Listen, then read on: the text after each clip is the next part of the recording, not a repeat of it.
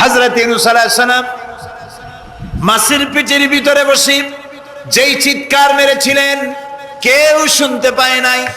পানির ভিতরে কেউ শোনে নাই, জমিনে কেউ শোনে নাই, অন্তরিক্ষেও কেউ শুনতে পায় নাই। আল্লাহ রাব্বুল আলামিন বলেন, আমি আরশের মালিক ইউনূসের চিৎকার আমি শুনেছি, শুধু শুনি নাই, জবাব দিয়ে দিয়েছি। ফাস্তাজাবনা লাহু ওয়া নাজ্জাইনাহু মিনাল গাম্মি ওয়া কাযালিকা নুনজিল মুমিনিন।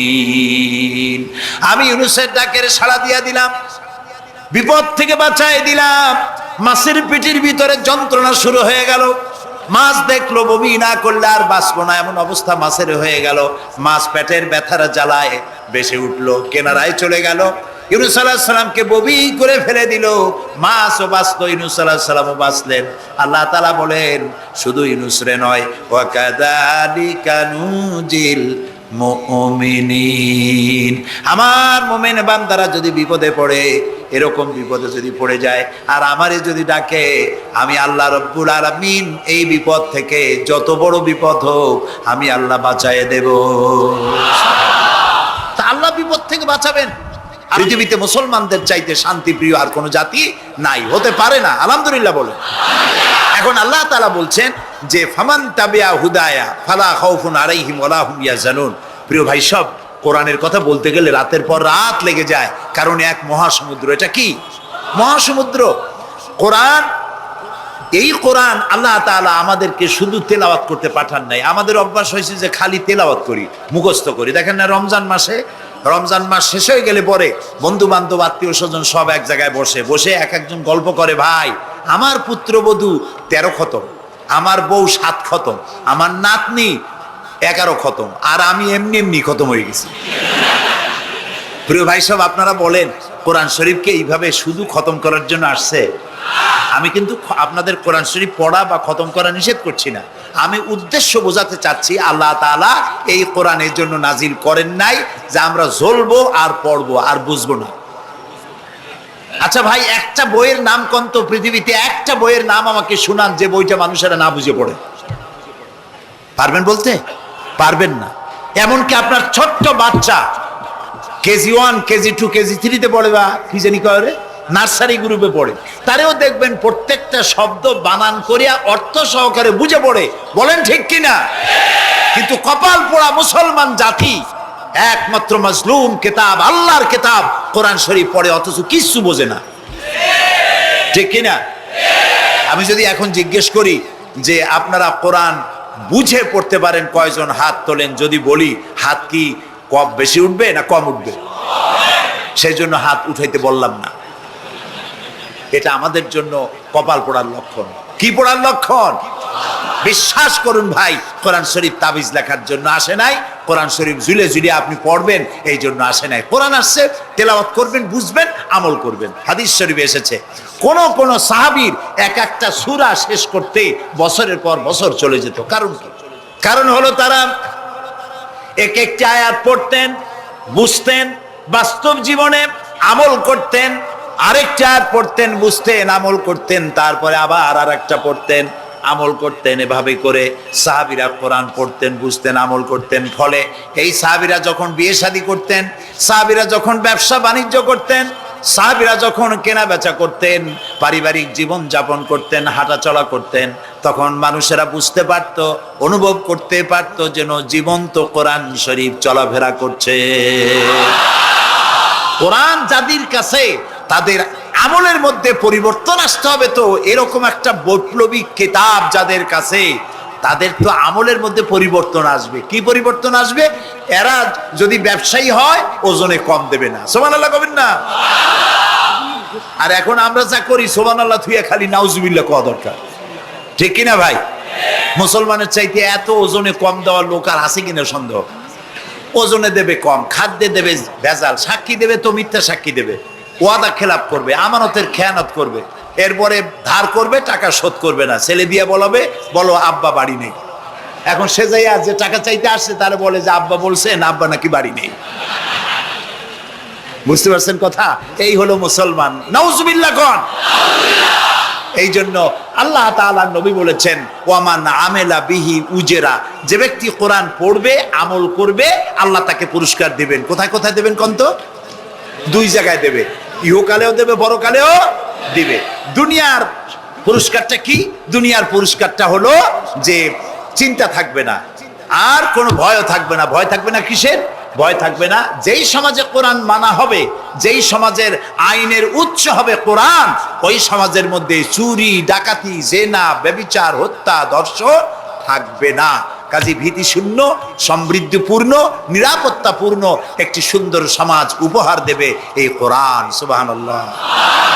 সেই কোরআন আমরা তাবিজ বানাইছি, এটারে গোলাইয়া এই কোরআন শরীফের পাতা লিখিয়া তারপরে কি জানি কয় পানির মধ্যে দিয়ে গোলাইয়া এগুলি খাওয়া হয়, মাদুলির মধ্যে ঢুকাইয়া গলার মধ্যে ঝুলানো হয়। দেখেন এই বাংলাদেশে যেসব কোরআন শরীফ ছাপা হয় এই সব কোরআন শরীফের দুরবস্থা। এটা আছে কিনা আমি জানি না, আলহামদুলিল্লাহ এটা নাই। কোন কোন কোরআন শরীফ যে বাংলাদেশে ছাপা হয় সেগুলিতে লেখা থাকে সূরায়ে মায়েদার নকশা, সূরা ইউসুফের নকশা, সূরায়ে বনি ইসরাইলের নকশা। এই নকশা লিখা গলায় ঝুলাইলে পেটে ব্যথা ভালো হবে, ওই নকশা ঝুলাইলে মেয়ের বিয়ে হবে তাড়াতাড়ি, এই নকশা ঝুলাইলে যে মেয়েকে পছন্দ করো বিয়ে করতে পারবা তাড়াতাড়ি। নওজুবিল্লাহ কর। নকশার মধ্যে আছে কি? নকশার ভিতরে আছে 1293, 1711, 513 হাবি জাবি কতগুলো নাম্বার দিয়া তারপরে লাল কালি দিয়ে দাগ দিয়ে দিয়ে ধান্দাবাজি করা। এরপরে ওই ধান্দাবাজি তাবিজের কোনায় কোনায় লেখে ইয়া জিব্রাইলো, ইয়া মিকাইলো, ইয়া ইসরাফিলো, ইয়া আজরাইলো। উপরে লেখে ইয়া বধূহ, নিচে লেখে ইয়া বধূহ। আমি একজন তাবিজ লেখককে জিজ্ঞেস করলাম, ভাই ইয়া আজরাইলু ইয়া মিকাইলু তো বুঝলাম, ইয়া বধূহ কি? কয় যে হুজুর আমি নিজেও বুঝি না বধূহ কি। এই হলো তাবিজ। এই তাবিজ লেখার জন্য আল্লাহ তাআলা কোরআন নাজিল করেন নাই। কথা কি বুঝে আসছে? তাবিজের জন্য আসে নাই, তদবিরের জন্য আসে নাই, শুধু পড়ব এজন্য আসে নাই। কোরআন এসেছে বোঝার জন্য, তেলাওয়াতের জন্য, বোঝার জন্য, কোরআন অনুযায়ী জীবন গড়ার জন্য। আল্লাহর নবী তাই বলেন ওয়ামান আমেলা বিহি উজরা, কোরআন শরীফ যে পড়বে আর আমল করবে দুনিয়ায় শান্তি দেওয়া হবে, আখিরাতেও পুরস্কৃত করা হবে। আখিরাতের পুরস্কারটা কি? নবীজি বলেছেন মান কারাল কোরআনা ফাস্তাজহারাহু ফাহাল্লা হালালাহু ওয়া হাররামা হারামাহু আদখালাহুল্লাহুল জান্নাহ ওয়া শাফাআহু ফি আশরাতিন মিন আহলি বাইতিহি কুল্লুহুম কাদ ওয়াজাবাত লাহুন নার। সাদাকান নবী সাল্লাল্লাহু আলাইহি ওয়াসাল্লাম। নবী করিম সাল্লাল্লাহু আলাইহি ওয়াসাল্লাম বলেছেন যে ব্যক্তি কোরআন পড়লো, বুঝলো, আর কোরআনের হালালকে হালাল জেনে চললো, হারাম থেকে বিরত থাকলো, আর কোরআনের আইনকে প্রতিষ্ঠিত করার আন্দোলনে শরীক হলো, সুবহানাল্লাহ গণ, এরকম লোককে আল্লাহ তাআলা কিয়ামতের দিন জান্নাত দান করবেন। সুবহানাল্লাহ। ওয়ামান আমেলা বিহি উজরা ওয়ামান হাকামা বিহি আদালা, এই কোরআন শরীফ দিয়ে যে বিচার করবে আল্লাহ তাআলা বলছেন সেই করবে কেবলমাত্র জাস্টিস, জাস্টিস ইনসাফ কায়েম করতে পারবে, যে কোরআন দিয়ে বিচার ফয়সালা করবে। আমাদের দেশে এই যে কোর্ট কাছারি আদালত আছে, এই কোর্ট কাছারি আদালতগুলি কোরআন দিয়ে যদি বিচার করতেন সেটা ইনসাফ হতো। যেহেতু ইনসাফ, আল্লাহর চাইতে ইনসাফগার আর কেউ নাই। আছে কি বলেন? নাই। এখানে ধরুন একজন মানুষ যদি একজনের একটা ঠ্যাং ভাঙে ফেলাই দিল, তাহলে বিচার কি হবে? ব্রিটিশ ল যেটা আছে, বাংলাদেশ পেনাল কোড যেটা আছে, এই পেনাল কোডে বলা হবে যে সলিমউদ্দিন ঠ্যাং ভাঙছে বসিরউদ্দিন, যে ভাঙছে তার জন্য শাস্তি এই হবে 6 মাসের জেল, 2000 টাকা জরিমানা করে দিবে। এখন আপনি বলেন বিচার মাফে কি দিয়া? ইনসাফের প্রতীক কি? ইনসাফের প্রতীক দাড়িপাল্লা। এই দাড়িপাল্লায় এখন আপনি ওজন দেন ইনসাফ। ঠ্যাং ভাঙছে কার? সলিমউদ্দিন, তার ভাঙ্গা ঠ্যাং এক পাশে ধর এক পাল্লায়, আর বসিরউদ্দিন ভাঙছে ঠ্যাং, সেই কারণে তার 2000 টাকা জরিমানা আর 6 মাসের জেল আর এক পাল্লায় রাখেন। এবার দাড়ি ধরে টান দেন, সমান হবে? যদি 50,000 টাকা জরিমানা হয় আর 6 বছরের জেল হয়, তাও কি সমান হবে? হবে না। সমান হবে কি হলে? সমান হবে ওই সলিমউদ্দিন ভাঙ্গা ঠ্যাং এক পাল্লায় দাও আর যে ভাঙছে তার নাম কি?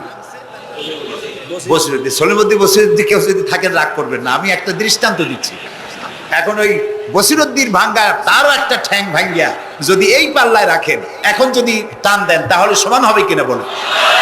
এটা হচ্ছে কোরআন। এই কোরআন বলছে পায়ের বদলে পা, হাতের বদলে হাত, নাকের বদলে নাক, চোখের বদলে চোখ, জানের বদলে জান। সুবহানাল্লাহ। এটা ইনসাফ। এই ইনসাফ হচ্ছে কোরআনের দেওয়া ইনসাফ। সুতরাং আল্লাহ তাআলা নবী বলছেন ওয়ামান হাকামা বিহি আদালা, যে ব্যক্তি এই কোরআন দিয়ে বিচার ফয়সালা করবে, যে ব্যক্তি, যে পরিবার, যে সমাজ, তারা ইনসাফ কায়েম করতে পারবে। যেহেতু আল্লাহর চাইতে ইনসাফগার পৃথিবীতে আর কেউ নাই, আকাশেও নাই, জমিনেও নাই। রাসূলুল্লাহ বলছেন ওয়ামান দা ইলাইহি হুদিয়া ইলা সিরাতিল মুস্তাকিম, যে ব্যক্তি কোরআনের দিকে মানুষকে দাওয়াত দেয়, সেই একটি সহজ সরল রাস্তার দিকে দাওয়াত দেয়, যে রাস্তার শুরু পৃথিবী থেকে আর রাস্তার শেষ জান্নাতুল ফেরদাউসে গিয়া। সুবহানাল্লাহ। এটা হচ্ছে সেই কোরআন। বুঝতে না পারার কারণে আমরা বিপদে পড়েছি। প্রিয় ভাই সব, আপনারা আছেন কষ্টে, বসেছেন পানির মধ্যে, আছেন দাঁড়াইয়া, মাথার উপরে ছেঁড়া সামিয়ানা বিরক্ত করছে। আমি লম্বা করতে চাই না, অল্পের মধ্যে ছেড়ে দেই যাতে করে আপনাদেরও সুবিধা হয়, কষ্ট না হয়।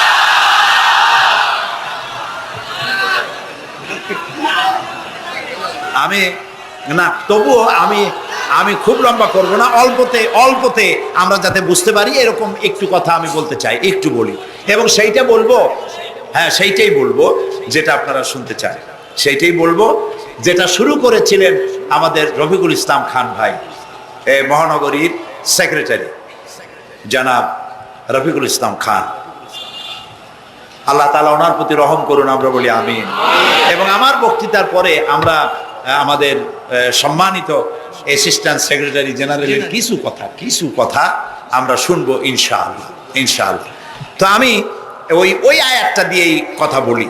আল্লাহ তাআলা বলছেন ইয়া আইয়ুহাল্লাযীনা আমানু হাল আদুল্লুকুম আলা তিজারাতিন তুনজিকুম মিন আযাবিন আলীম تؤمنون بالله ورسوله وتجاهدون في سبيل الله بأموالكم وأنفسكم ذلكم خير لكم إن كنتم تعلمون।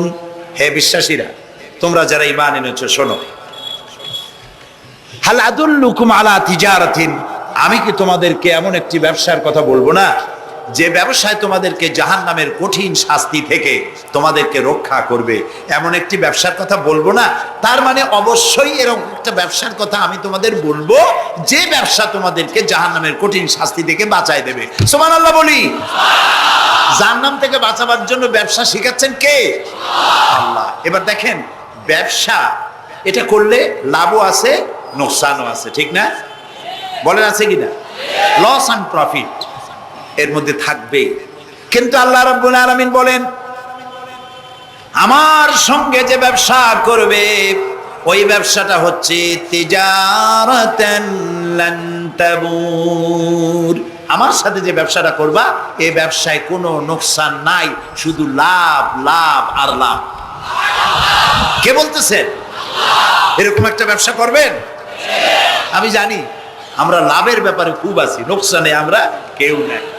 মানুষ লেখাপড়া জানুক আর না জানুক, লাভ যেখানে সেখানে মানুষ ছাপ দেয় তাড়াতাড়ি। ওই যে বলে না যে এই হিসাব না জানলে কি হবে, কম দিলে টের পায়। আমরা লাভ খুব ভালোই বুঝি, এই জন্য এটা কোরআনও নয় হাদিসও নয়, একটি রূপক কথা। এক ব্যবসায়ী নেকে কিয়ামতের দিন হাজির করা হবে, ফেরেশতা তাকে বলবে যে আল্লাহর বান্দা, তোমার পাপ আর পুণ্য, নেক আর বদ এই দুটি সমান সমান হয়ে গেছে, 50-50। এখন কোন জায়গায় যাবা? কও বেহেশতে যাবা না দোজখে যাবা? ব্যবসায়ী লোকটা কিছু জানে না, সে কয় যে ফেরেশতা ভাই, আমি তো দোজখে চিনি না, বেহেশতেও চিনি না, সারা জীবন ব্যবসা করছি, যে জায়গায় গেলে আমার 2 টাকা লাভ হয় ওইখানে আমার পাঠাবো। তো মানুষ লাভ খুব ভালো বোঝে এবং লাভের দিকে মানুষ ঝোঁকে বেশি। এই জন্য আল্লাহ তাআলা বলছেন হাল আদুল্লুকুম আলা তিজারাতিন তুনজিকুম মিন আযাবিন আলিম, যেটা লাভ আর লাভ। আমার সাথে ব্যবসা করো, শুধু লাভ হবে। তো এই ব্যবসার মধ্যে পুঁজি হলো 3টা। ব্যবসার মধ্যে পুঁজি কয়টা? 3টা। আল্লাহ রাব্বুল আলামিন বলেন তুমিনুনা বিল্লাহি ওয়া রাসূলিহি ওয়া তুজাহিদুনা ফি সাবিলিল্লাহ। তিনটি পুঁজি, একটি হলো আল্লাহর প্রতি ঈমান, রাসূলের প্রতি ঈমান এবং আল্লাহর রাস্তায় জিহাদ করা মাল দিয়া জান দিয়া। এই কয়টা হলো? তিনটা। চলুন এই তিনটি কথার ব্যাখ্যা করে তারপরে মোনাজাত করব সংক্ষেপে, যেন আমরা আল্লাহর সাথে ব্যবসাটা শুরু করতে পারি আজকে থেকেই। আল্লাহ যেন তৌফিক দেন, বলেন আমিন। এক নম্বর হচ্ছে তুমিনুনা বিল্লাহ, আল্লাহর প্রতি বিশ্বাস, আল্লাহর প্রতি ঈমান, বলেন আল্লাহর প্রতি ঈমান। এখন আপনারা বলবেন যে এটা তো কোনো নতুন কথা হলো না, আল্লাহর প্রতি ঈমান আনছি, যদি ঈমানই না থাকতো তাহলে কি বৃষ্টির মধ্যে এই পানির মধ্যে আমরা কি বসে থাকতাম? 100% সত্য কথা। ঈমান না থাকলে কেউ আসতেন না, আর এই পানির মধ্যে ঝড়ের মধ্যে বাঁশ ভাঙ্গে মাথায় পড়তে পারে এই ঝুঁকি নিয়ে বসতেন না, ঠিক কিনা ভাই? আমরা সবাই ঈমানদার। তবে আল্লাহর উপর ঈমান আনতে হলে 4টি শর্ত লাগে। কয়টি শর্ত? 4টি শর্ত ফুলফিল করলে আল্লাহর উপর ঈমান এনেছি বলে প্রমাণিত হবে, নইলে আল্লাহ আছে একথা নুরা পাগলাও বলছে। নুরা পাগলার বলা আর আপনার আমার বলা এটা তো এক হওয়ার কথা না, ঠিক কিনা বলে? তা আল্লাহর উপর ঈমান আনতে হলে শর্ত কয়টা? 4টা। 1 নম্বরের শর্ত হলো আল্লাহর জাত সম্পর্কে স্বীকার করে নেওয়া, আল্লাহর অস্তিত্ব, আল্লাহ আছেন এটা মেনে নেওয়া। তো আল্লাহ আছেন এ ব্যাপারে আমাদের কোনো দ্বিমত নেই, ঠিক না? এবং কোরআনে কারীমের ছোট্ট একটি সূরায় আল্লাহ তাআলা তার নিজের জাত সম্পর্কে এভাবে বলেছেন, কুল হুয়াল্লাহু আহাদ। আমরা জানি না এই সূরা?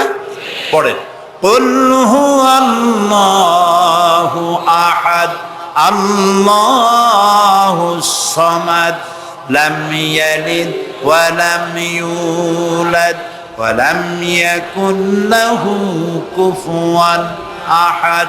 আল্লাহ তাআলা বলেন, বলো হে নবী আপনি বলুন, আল্লাহ এক এবং একক, তিনি কারো মুখাপেক্ষী নন, তিনি কাউকে জন্ম দেন নাই, তাকেও কেউ জন্ম দেয় নাই।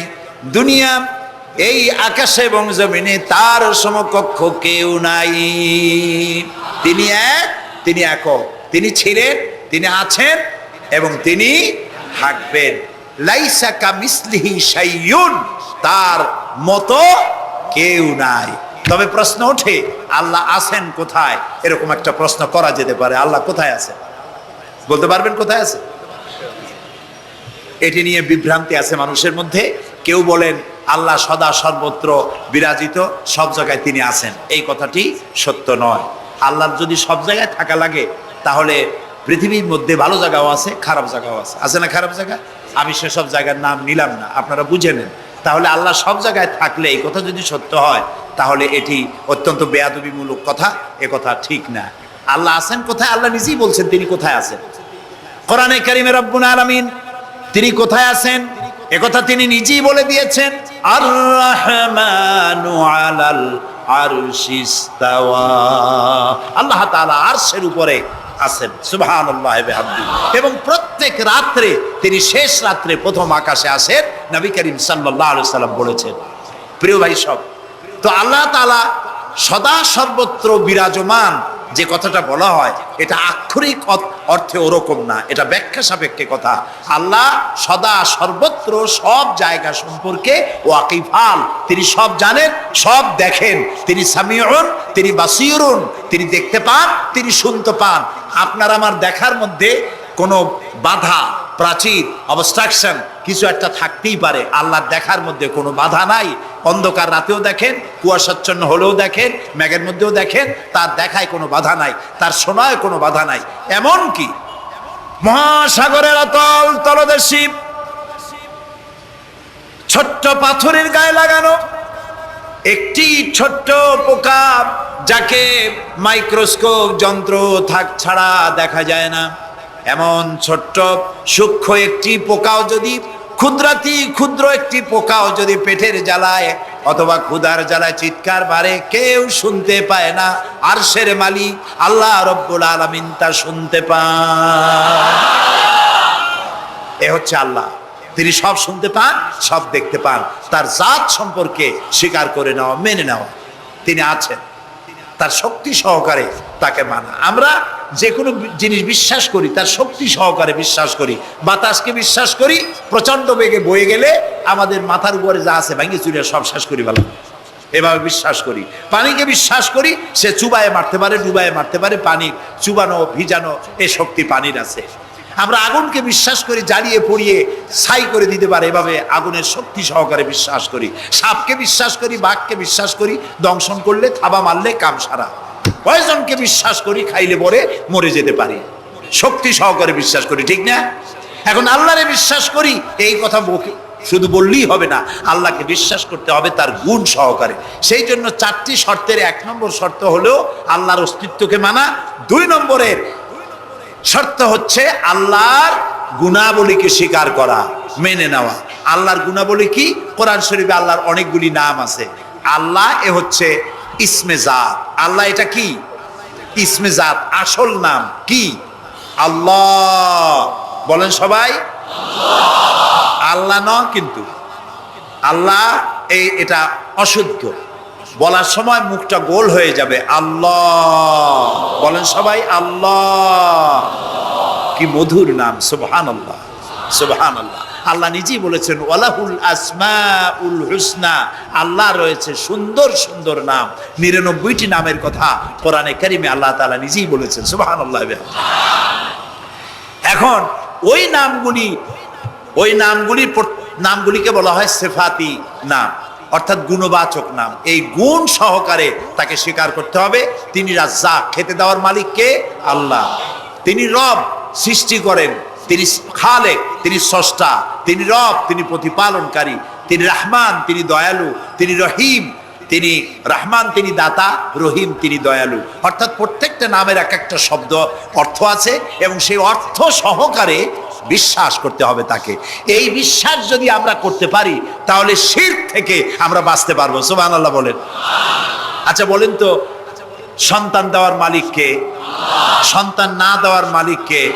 হায়াতের মালিক কে? মওতের মালিক কে? খেতে দেওয়ার মালিক কে? কষ্ট দেওয়ার মালিক কে? কষ্ট থেকে বাঁচাবার মালিক কে? সব কিছুর মালিক কে? এইভাবে আমরা কি বিশ্বাস করি? না, সবাই করি না। যারা বলেছেন আমিও বিশ্বাস করি, হ্যাঁ বিশ্বাস আমাদের থাকতে পারে, কিন্তু অনেক লোক আছে এভাবে বিশ্বাস করে না বলেই বিবাহ করেছে, সন্তান হয় না। তখন শাহ আলী বাগদাদি রহমতুল্লাহ আলাইহের মাজারে গিয়া সেখানে বসে তার ওই মাজারের কাছে গিয়ে চাইলো আমারে সন্তান দাও, খাজা বাবার সন্তান দাও। অথবা হাইকোর্টের মাজারে বৃহস্পতিবার দিন গিয়ে ভিড় করলো, বাবা সন্তান দাও, অথবা মামলায় পড়েছি বাঁচায় দাও, পরীক্ষা দেবে ছেলে পাস করায় দাও ইত্যাদি। বলেন এরকম? বলে না? জায়েজ নাই, একদম জায়েজ নাই। কাকে বলতে হবে? আল্লাহর নবী বলেছেন ওয়াইজা সালতা ফাসআলিল্লাহ, কিছু বলতে চাইলে আল্লাহরে বলো। ওয়াইজা সালতা ফাসআলিল ফাস ওয়াইজা ইসতাআনতা ফাসতাইন বিল্লাহ, সাহায্য যদি চাও আল্লাহর কাছে সাহায্য চাও। আমরা সূরা ফাতিহার ভিতরে প্রত্যেক নামাজের প্রতি রাকাতেই বলি ইয়্যাকা না'বুদু ওয়া ইয়্যাকা নাস্তাঈন। হে আল্লাহ তাআলা, একমাত্র তোমার ইবাদত করি আর একমাত্র তোমারই কাছে সাহায্য কামনা করি। হযরত ইব্রাহিম আলাইহিস সালাম আমাদের জাতির পিতা। একটু আগে আমরা বলছি না সবাই, ইব্রাহিম আলাইহিস সালামকে আগুনে, এটারে এদিক ফিরিয়ে দিল কে? ইব্রাহিম আলাইহিস সালামকে আগুনে যখন ফেলে দেওয়া হচ্ছিল তখন হযরত জিবরাইল এসে বলছিলেন আমার কাছে সাহায্য চাও ইব্রাহিম, আমি তোমারে আগুন দিয়ে বাঁচায় দেব। এই যে ইব্রাহিম আলাইহিস সালামের কাছে তাকে সাহায্য দেওয়ার জন্য বলা হলো, এটা কি ঘোরাঘুরি করে? এই মাইকের হর্ন ঘুরান কেন? যেমন ছিল ওইদিকে দিয়ে দেন, আমারে শুনায় তো লাভ নাই। প্রিয় ভাই সব, ইব্রাহিম আলাইহিস সালামকে জিবরাইল বললেন আমার কাছে সাহায্য চাও। ইব্রাহিম আলাইহিস সালাম সাহায্য চাইছিলেন? বলেন চাইছিলেন? হযরত ইব্রাহিম বলেছেন জিবরাইল আমি কেন সাহায্য চাইব তোমার কাছে? আমি তো এমন কোন অন্ধ আল্লাহর ইবাদত করি না যিনি তার নিজের চোখে তার গোলামের দুঃখ দুর্দশা দেখতে পান না। আল্লাহ কি দেখছেন না যে আমি বিপদে পড়ছি? আমি তোমার কাছে কেন সাহায্য চাইবো? আমি আগুনে পড়লে যদি আল্লাহ খুশি হন তাহলে আমি তো এভাবে 1000 বার করতে রাজি আছি আমার আল্লাহকে খুশি করার জন্য। এটা হলো আল্লাহর প্রতি বিশ্বাস এবং আল্লাহর কাছে চাওয়া। চাইতে হবে কার কাছে? আমি বিপদে পড়ছি বলবো কারে? আমি অশান্তিতে আছি বলবো কারে? আমার অভাব আছে বলবো কারে? সব অবস্থায় আল্লাহকে বলতে হবে। দেখুন আমাদের জাতির পিতা ইব্রাহিম আলাইহিস সালামের কথা এ কোরআন শরীফে আল্লাহ তাআলা বলে দিয়েছেন। তিনি কি বলেছেন? হযরত ইব্রাহিম বলেছেন, আল্লাযী হুয়া ইউতঈমুনি ওয়া ইয়াসকিন। আমি যখন ক্ষুধার্ত হই আল্লাহ আমারে খাওয়ান, আমি যখন তৃষ্ণার্ত হই আল্লাহ আমারে পান করান। ওয়া ইযা মারিতু ফাহুয়া ইয়াশফিন। আমি যখন অসুস্থ হই আল্লাহ আমারে রোগ মুক্ত করেন। সুবহানাল্লাহ। আইয়ুব আলাইহিস সালাম 18 বছর রোগ ভোগ করলেন, কষ্ট পাইলেন, তিনি সাহায্য কার কাছে চাইছিলেন? ইউনূস আলাইহিস সালামের মতো বিপদে এই পৃথিবীর কোন মানুষ এত বড় বিপদে পড়ে নাই। মাছে তারে গিলে ফেলল, পানির অতল তলদেশে মাছ চলে গেল, মাছের পেটে দরজা নাই, জানালা নাই, ভেন্টিলেটর নাই, মাথা গলাইয়া কোন রকম বাইর হবে এমন কোনো পথ নাই, বাঁচার কোনো উপায় নাই। হযরত ইউনূস আলাইহিস সালাম যখন মাছের পেটের ভিতরে এই বিরাট বিপদে পড়ে গেলেন, হযরত ইউনূস আলাইহিস সালাম সাহায্য কার কাছে চেয়েছিলেন বলুন? তিনি বললেন, আল্লাহ তাআলা তার ঘটনা কোরআন শরীফের মধ্যে এভাবে বর্ণনা করেছেন, ওয়াযান্নুন ইয যাহাবা মুগাদিবান ফাযান্না আন লান নাকদিরা আলাইহি ফানাদা ফি যুলুমাতি আন লা ইলাহা ইল্লা আনতা সুবহানাকা ইন্নী কুনতু মিনাজ জালিমিন।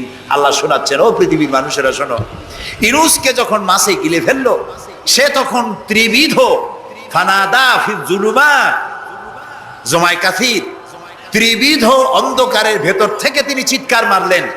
রাতের অন্ধকার, মাছের পেটের অন্ধকার, পানির অন্ধকার, এই ত্রিবিধ অন্ধকারের মধ্য থেকে ইউনূস আলাইহিস সালাম চিৎকার মারলেন, লা ইলাহা ইল্লা আনতা। আয় আল্লাহ, তুমি ছাড়া কোনো ইলাহা নাই, সুবহানাকা, আমি তোমার প্রশংসা করছি। আয় আল্লাহ তাআলা, আমি আমার নফসের উপরে জুলম করেছি, আমার উপরে আমি জুলম করেছি। আল্লাহ তাআলা এই চিৎকার শুনেছেন? হযরত ইউনূস আলাইহিস সালাম মাছের পেটের ভিতরে বসে যেই চিৎকার মেরেছিলেন কেউ শুনতে পায় নাই, পানির ভিতরে কেউ শোনে নাই, জমিনে কেউ শোনে নাই, অন্তরিক্ষেও কেউ শুনতে পায় নাই। আল্লাহ রাব্বুল আলামিন বলেন, আমি আরশের মালিক, ইউনূসের চিৎকার আমি শুনেছি। শুধু শুনি নাই, জবাব দিয়ে দিয়েছি। ফাস্তাজাবনা লাহু ওয়া নাজ্জাইনাহু মিনাল গাম্মি ওয়া কাযালিকা নুনজিল মুমিনিন। আমি ইউনূসের ডাকের সাড়া দিয়া দিলাম, বিপদ থেকে বাঁচাই দিলাম।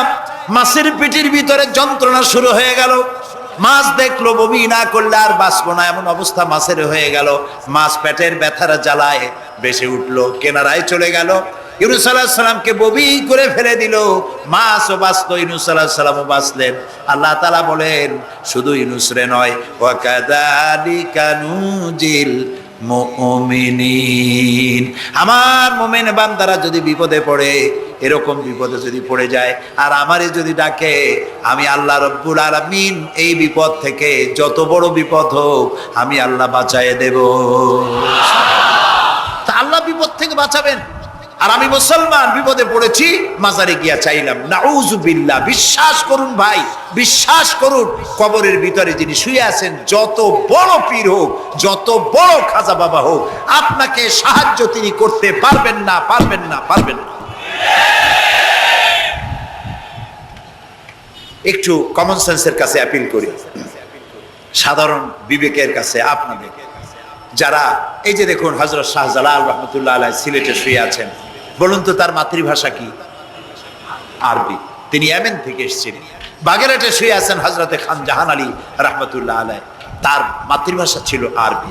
হযরতে খাজা মঈনুদ্দিন চিশতি রহমতুল্লাহ আলাইহি শুয়ে আছেন আজমিরে, তার মাতৃভাষা আরবি। আমরা বাংলাদেশ থেকে, এই দেশ থেকে কোনো লোক গেল সিলেটে, গেল বাগেরহাটে অথবা বাগদাদে চলে গেল, এইসব বড় বড় আল্লাহর ওলিদের মাজারে গিয়ে বাংলা ভাষায় বলল, বাবা আমি তো বিপদে পড়ে আসছি, নির্বাচনে দাঁড়াইছি, আমি যেন জিততে পারি। অথবা দেখেন না, মাজার দিয়ে শুরু করে সবাই।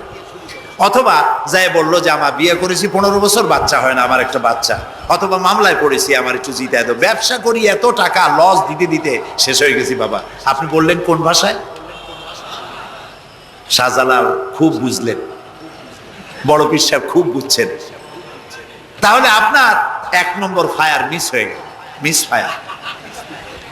আচ্ছা, 2 নম্বর কথা হলো, যার কাছে আপনি চাইলেন তিনি ওখানে ঘুমন্ত আছেন না চেতনা আছেন, এ ব্যাপারে আপনার কোনো গ্যারান্টি আছে, নিশ্চয়তা আছে?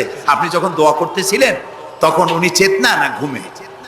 যদি ঘুমায় থাকেন তাহলে 2 নম্বর মিস ফায়ার। আপনি যা চিল্লাইলেন উনি কিছুই শুনল না। 3 নম্বরে, কবরে যে শাহজালাল রহমতুল্লাহ আলাই অথবা মঈনুদ্দিন চিশতি রহমতুল্লাহ আলাই, আল্লাহর ওলিরা, যত বড় বড় ওলি আল্লাহ আছেন, যার কাছে আপনি বিশ্বাস করেন ওলি হিসেবে, উনি যে কবরে আছেন তার নিশ্চয়তা কোথায়? কবরে তো নাও থাকতে পারে, কারণ আল্লাহ তাআলার 2টা জায়গা আছে করা। বিদেহী আত্মা, এই দেহ থেকে আত্মা যখন সরে যায়, আল্লাহ যখন নিয়ে যান, দেহটার তো কোনো দাম নাই, এটা হচ্ছে নশ্বর, আত্মা হচ্ছে অবিনশ্বর। এই দেহটা মাটির সাথে পচে যাবে, গলে যাবে, কোরআন শরীফে বহুবার বলা হয়েছে। তো আল্লাহ তাআলার 2টা মেহমানখানা আছে, একটা হলো সিজ্জিন আর একটা নাম বলেন ইল্লিন। 2টা মেহমানখানা। যেমন এই পৃথিবীতেও মেহমানখানা 2 রকম হয়। সরকারের 2 রকম মেহমানখানা। চোর, ডাকাত, খুনি, বদমাশ এগুলি যদি গ্রেফতার হয় তাহলে ওরা খাবে কি? ওদের তো শ্বশুর বাড়ি দিয়ে অথবা বাপের বাড়ি দিয়ে ভাত খাবার দেওয়া হবে না, গভর্নমেন্টের মেহমান হয়ে গেছে। কাজী এদের জন্য মেহমানখানা গভর্নমেন্টের একটা আছে, সরকারি মেহমানখানা। ওইটা কোনটা কোন তো? ও, তাও আপনারা চেনেন। আরেকটা মেহমানখানা হচ্ছে ভিআইপিদের জন্য, যারা ভেরি ইম্পর্টেন্ট পার্সন অথবা ভেরি ভেরি ইম্পর্টেন্ট পার্সন যারা, তাদের জন্য, অর্থাৎ প্রেসিডেন্ট, প্রধানমন্ত্রী, মন্ত্রী, এমপি, সচিব, ওনারা যখন বাংলাদেশের কোনো জায়গায় বেড়াতে যান তখন সরকারি মেহমানখানা ওনাদের জন্য থাকে। ওইটার নাম কি? সার্কিট হাউস, ডাক বাংলা ইত্যাদি, রেস্ট হাউস, এগুলি তার জন্য থাকে। তো পৃথিবীর মানুষের জন্য শ্রেণীভেদে যদি এ ধরনের মেহমানখানা থাকে, তো যারা নাকি দুনিয়া থেকে মারা যাবে ওদের জন্য আল্লাহর মেহমানখানা থাকতে নাই? আছে। এবং সেটা আগেই বলেছি, যারা জাহান্নামে যাবে ওদেরকে রাখা হবে সিজ্জিন নামক একটা মেহমানখানা আছে, ওখানে তারা থাকবে। আর যাদেরকে আল্লাহ জান্নাতি নিবেন, তো বিচারের আগে তো জান্নাতি নিবেন না, তাদেরকে ইল্লিন নামক সার্কিট হাউস জাতীয়, এই জাতীয় একটা ভালো জায়গায় আল্লাহ তাআলা তাদের রাখবেন। তাহলে আপনি যে কবরের কাছে যায় চাইলেন, হয় ঘুমায় আছে, আপনার ভাষা বুঝলো না, আর কবরে থাকলেও ঘুমে আছে নাকি তাও আপনি জানেন না, আর কবরে নাই এটাও হতে পারে যে আল্লাহ তাআলা অন্য কোথাও তাকে নিয়ে রেখেছেন। কাজেই 3টা জিনিসই আপনার পথের ভাড়া নষ্ট, পরিশ্রম নষ্ট, আর 3টা ফায়ার করছিলেন, 3টা ফায়ার মিস হয়ে গেল। তাহলে হবে এমন সত্তার কাছে, কোনো পীর নয়, বুজুর্গ নয়, খাজা বাবা নয়, চাইতে হবে এমন সত্তার কাছে যিনি কখনো ঘুমান না, যিনি বাংলাও বোঝেন, ইংরেজিও বোঝেন, আরবিও বোঝে, উর্দুও বোঝে, সকল ভাষা যিনি সৃষ্টি করেছেন। সেরকম কেউ কি আছেন? আছেন? কি নাম তা? এক আঙ্গুল আকাশের দিকে উঁচু করে বলেন, নাম কি? আরো জোরে বলেন, আবারও বলেন, সুবহানাল্লাহ, আলহামদুলিল্লাহ বলেন। এই জন্য নবী করিম সাল্লাল্লাহু আলাইহি ওয়াসাল্লাম বলছেন, ওয়াইজা সাআলতা ফাসআলিল্লাহ, কিছু বলতে হলে আল্লাহরে বলো। ওয়াইজা ইসতাআনতা, সুয়াল করলে আল্লাহরে বলো। ওয়াইজা ইসতাআনতা ফাসতাইন বিল্লাহ, আর যদি সাহায্যের প্রয়োজন হয় কোনো ব্যাপারে, যে কোনো ব্যাপারে সাহায্যের প্রয়োজন, আল্লাহর কাছে চাও। আমাদের অবস্থা হলো এই যে ইমাম তো দুর্বল, বিপদে পড়লেই দৌড় দেয় মাজারের দিকে। মুসলমানের সম্পর্ক মাজারের সাথে হবে না, সম্পর্ক হবে মসজিদের সাথে।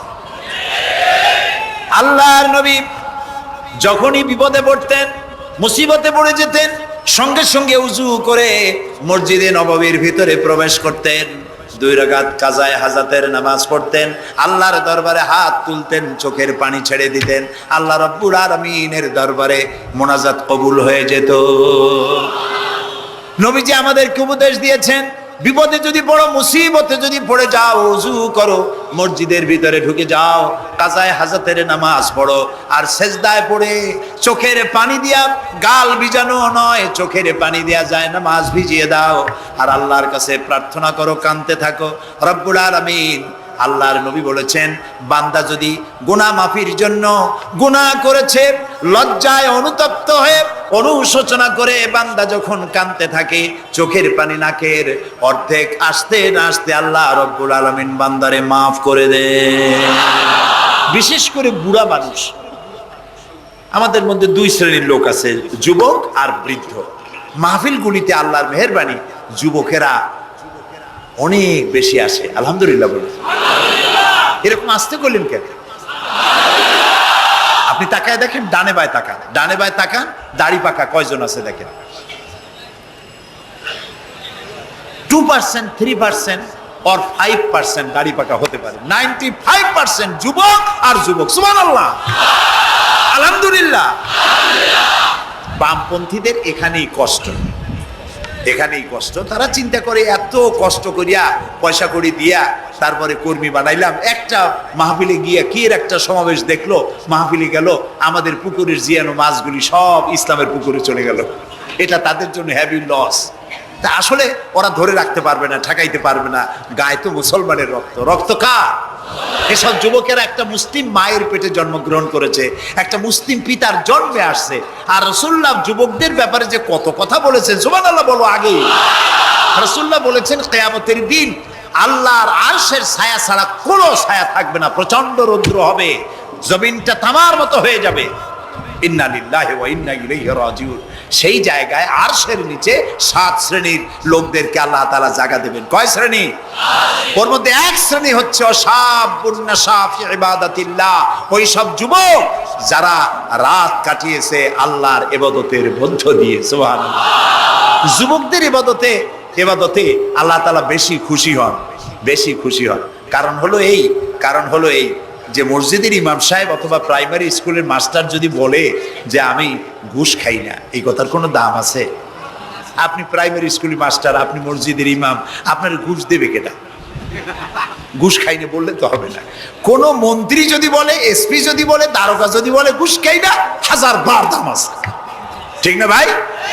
এখন একজন বুড়া যদি বলে যে প্রত্যেক রাত্রে আমি তাহাজ্জুদ পড়ি, আপনি তো পড়বেনই, কারণ আপনার তো ঘুম আসে না। কাশিতে এমন পাওয়া পাইছে, চোরবাড়ির কাছে আসতে পারে রাতের বেলায়, খালি কাশা, জম্মের কাশা। আর যুবকের তো তামাম দুনিয়ার ঘুম আইসে টাইসে ধরে। সেই যুবক সে যদি এই ঘুমকে দুহাতে ঠেলে দিয়ে যদি মধ্যরাতের পরে, রাতের 2/3 পরে যদি নামাজে দাঁড়ায় যায়, আল্লাহ রাব্বুল আলামিন খুশি হয়ে যান। সুবহানাল্লাহ বলো। এই যুবকদের সম্পর্কে রাসূলুল্লাহ কি সুন্দর কথা বলেছেন। রাসূলুল্লাহ বলেছেন, উসিকুম বিশ-শাবাবে খায়রা ফাইন্নাহুম আরাক্কু আফইদা লাকাদ বাসানি আল্লাহু বিল হানিফিয়্যাতি সামহা ফাখালাফানি আশ-শুয়ুখ ওয়া হালাফানি আশ-শাবাব। সাদাকান নবী সাল্লাল্লাহু আলাইহি ওয়াসাল্লাম। নবী করিম সাল্লাল্লাহু আলাইহি ওয়াসাল্লাম বলেছেন, আমি তোমাদেরকে উপদেশ দিচ্ছি, তোমরা যুবকদের ব্যাপারে কল্যাণকামী হবে। সুবহানাল্লাহ বলেন। কারণ যুবকদের দিল নরম, আর আল্লাহ তাআলা আমাকে এই পৃথিবীতে উদারতা সহকারে দিন প্রতিষ্ঠার কাজে আমাকে পাঠিয়েছেন। আর এই পৃথিবীতে আমার আল্লাহর দেওয়া ইসলাম প্রতিষ্ঠা করার কাজে আমার বিরোধিতা করেছে বুড়োরা, আর সহযোগিতা করেছে যুবকেরা। দেখেন না, রাসূলুল্লাহর সাথে বিরোধিতা কারা করলো? তাদের বয়স কত? আবু জাহেল, আবু লাহাব, উতবা, সাইবা, মুগিরা, ওলীদ, আবু সুফিয়ান, কুষ্টিসুদ্ধা, সকলের বয়স ছিল 40-এর ওপরে। আর যারা ঈমান আনলো সর্বপ্রথম, তাদের বয়সগুলি রাসূলুল্লাহকে যারা সাহায্য করলেন, হযরতে জুবাইর ইবনুল আওয়াম, আব্দুর রহমান বিন আউফ ইসলাম কবুল করলেন, বয়স তখন 17 বছর। হযরতে আবু বকর ইসলাম কবুল করলেন, বয়স তখন 37 বছর। হযরত ওমর রাদিয়াল্লাহু তাআলা ইসলাম কবুল করলেন, বয়স তখন 26 বছর। হযরত আলী যখন ইসলাম কবুল করেছেন, বয়স তখন মাত্র 8.5 বছর। সব তরুণেরা, যুবকেরা ইসলামের জন্য রক্ত দিয়েছে, যুবকদের রক্তের উপর ইসলাম প্রতিষ্ঠিত হয়েছে। সুবহানাল্লাহ। সেই জন্য এই যৌবনকালে ইবাদতের মূল্য সর্বাধিক। আর বুড়োরাও যখন আল্লাহর দরবারে হাত তোলে, যারা বুড়ো আছেন, আমার বয়সে যারা এসে গেছেন বা আমার থেকে যাদের বয়স বেশি, আপনারা অসন্তুষ্ট হচ্ছেন না তো যে যুবকদের এত কইলাম আর আমরা কিছু পাইলাম না, এরকম বলবেন নাকি? এক বুড়ি এসে রাসূলুল্লাহকে বলছিলেন যে রাসূল আমার জন্য দোয়া করেন, আমি যেন জান্নাতে যাইতে পারি। রাসূলুল্লাহ বলছেন বুড়ি তো জান্নাতে যাবে না, বুড়ি জান্নাতে যাবে না, বুড়ি তো কান্দে শেষ। রাসূলুল্লাহ বলতেছেন জান্নাতে যাবে না, রাসূলুল্লাহ বলছেন বুড়ি কান্দো না, তুমি যখন জান্নাতে যাবা একেবারে যুবতী হয়ে যাবা, তখন তুমি বুড়ি থাকবা না। সুবহানাল্লাহ। সুতরাং বুড়ো মানুষের মন খারাপ করার কারণ নাই, ওই যৌবন কালটা আমরা সবাই পার করে এসেছি। সুবহানাল্লাহ। সেটা যদি ভালো কাজে করে থাকি আল্লাহর কাছে পুরস্কার পাবো, আর যদি অন্যায় করে থাকি সেজন্য আল্লাহর কাছে বিনীতভাবে ক্ষমা চাই। আল্লাহ আমাদের মাফ করুন, বলি আমিন, সবাই বলি আমিন। যুবক ভাইয়েরা আর বৃদ্ধদেরকে এখন আরেকটি কথা বলতে চাই, সেটা হলো বুড়োরা যদি আল্লাহর কাছে যখন হাত তোলে, আল্লাহ তাআলা বলেছেন হে রাসূল ইসলামের মধ্যে থেকে যে চুল দাড়ি পাকাইছে, ইসলামের মধ্যে থেকে দাড়ি চুল পাকায় ফেলেছে, এই অবস্থায় আমার কাছে যদি হাত তোলে আর কাঁদতে থাকে, এই বুড়োটারে আমি খালি হাতে ফেরত দিতে আমার শরম করে। আমি কেমনে বুড়োটারে খালি হাতে ফিরাই? একবার হযরত ওমর রাদিয়াল্লাহু তাআলা আনহু নবী করিম সাল্লাল্লাহু আলাইহি ওয়াসাল্লামের ঘরে প্রবেশ করে দেখছেন তিনি কাঁদছেন। হযরত ওমর জিজ্ঞেস করলেন ইয়া রাসূলুল্লাহ আপনি কাঁদছেন কেন? তিনি বললেন এইমাত্র জিবরিল এসেছিল, জিবরিল এসে আমারে বলে গেল যে আপনার উম্মতের মধ্যে যেই সব লোক ইসলামের মধ্যে থেকে দাড়ি চুল পাকিয়েছে, কিয়ামতের দিন আল্লাহ তাআলা ওই সব বুড়া বুড়িদেরকে শাস্তি দিতে লজ্জাবোধ করবেন। হযরত ওমর বলেন ইয়া রাসূলুল্লাহ এ তো আপনার উম্মতের জন্য শুভ সংবাদ, আপনি কাঁদেন কেন? আল্লাহর নবী বলেন হে ওমর আমার কান্নার কারণ ভিন্ন, আমার কান্নার কারণ হচ্ছে আমার লজ্জা করে, আমার লজ্জার অনুভূতিতে আঘাত লাগে এই ব্যাপারে যখন আমি চিন্তা করি যে আল্লাহ রাব্বুল আলামিন যেই বুড়াদেরকে কিয়ামতের দিন শাস্তি দিতে লজ্জা বোধ করবেন, সেই বৃদ্ধ মানুষগুলো আল্লাহর সাথে নাফরমানি করতে লজ্জা বোধ করে না। এই জন্য এই দুঃখে এই লজ্জায় আমি কাঁদি। বয়সের একটা সীমা থাকা উচিত যে আপনি কোন পর্যন্ত পাপ করবেন। বুড়া হয়ে গেছে তারপরে মদ খায়, তারপরে জেনা, ব্যভিচার, শয়তানি, বদমাশি, দাঁড়িয়ে এগুলি কি? দাড়ি চুল পাকা এগুলি কি? এগুলি আগে পাকতো না কারো। পৃথিবীতে সর্বপ্রথম দাড়ি আর চুল পেকেছে হযরত ইব্রাহিম আলাইহিস সালামের, এর আগে কারো দাড়ি চুল পাকে নাই। ইব্রাহিম আলাইহিস সালাম প্রশ্ন করলেন আল্লাহর কাছে যে আল্লাহ তাআলা এটা কি হলো আমার? আল্লাহ তাআলা বললেন এটা হচ্ছে ওয়াকার, এটা মর্যাদা, তোমার সম্মানকে বাড়িয়ে দেওয়া হলো। তো দাড়ি চুল পাকলে সম্মান বাড়ে। এই দাড়ি চুল পাকলো এগুলি সিগন্যাল, সংকেত।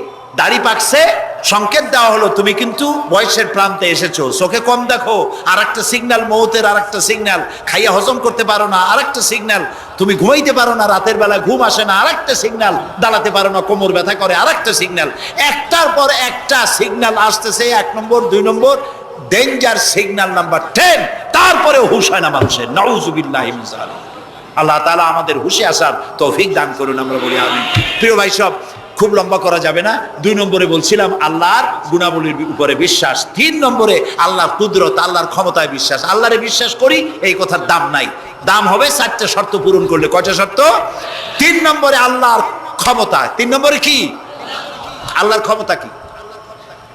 আল্লাহর ক্ষমতা হচ্ছে রাতকে দিন বানান, দিনকে রাত বানান, জীবিতকে মৃত্যু করেন, মৃত্যুর ভিতর থেকে জীবন দান করেন, সাগরকে নগর বানান, নগরকে সাগর বানান।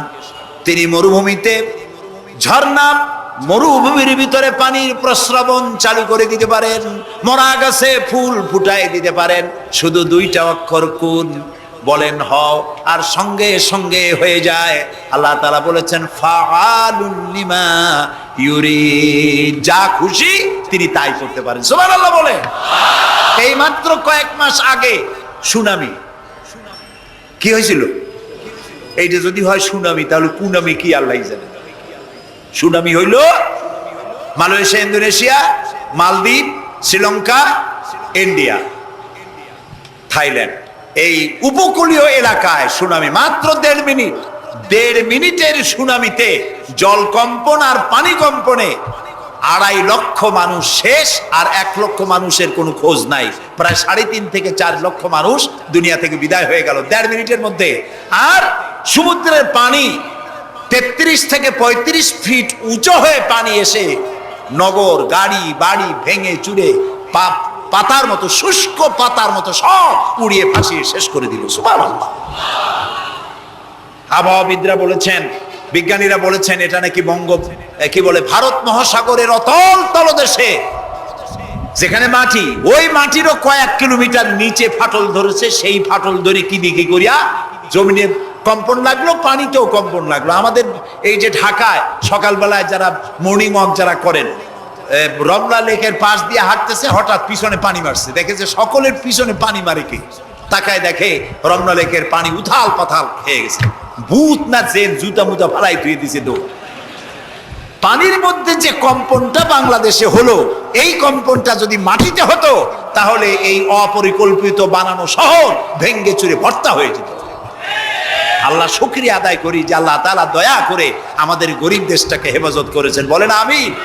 আল্লাহ তাআলা, আমরা পাপী, আমরা হাজারবার স্বীকার করি আমরা পাপী, আমরা গুনাহগার, আমরা অপদার্থ, আমরা অযোগ্য তোমার বান্দা হওয়ার। তুমি এই গরিব মুসলমানদের এই দেশটাকে দয়া করে আসমান এবং জমিনি সব বালা ও মুসিবত থেকে হেফাজত করো আল্লাহ তাআলা। প্রিয় ভাই সব, আল্লাহ তাআলার ক্ষমতাকে বিশ্বাস করতে হবে। আর 4 নম্বরে আল্লাহর হুকুম এবং আহকামকে মানতে হবে, আল্লাহর আদেশ আর নিষেধ মানতে হবে,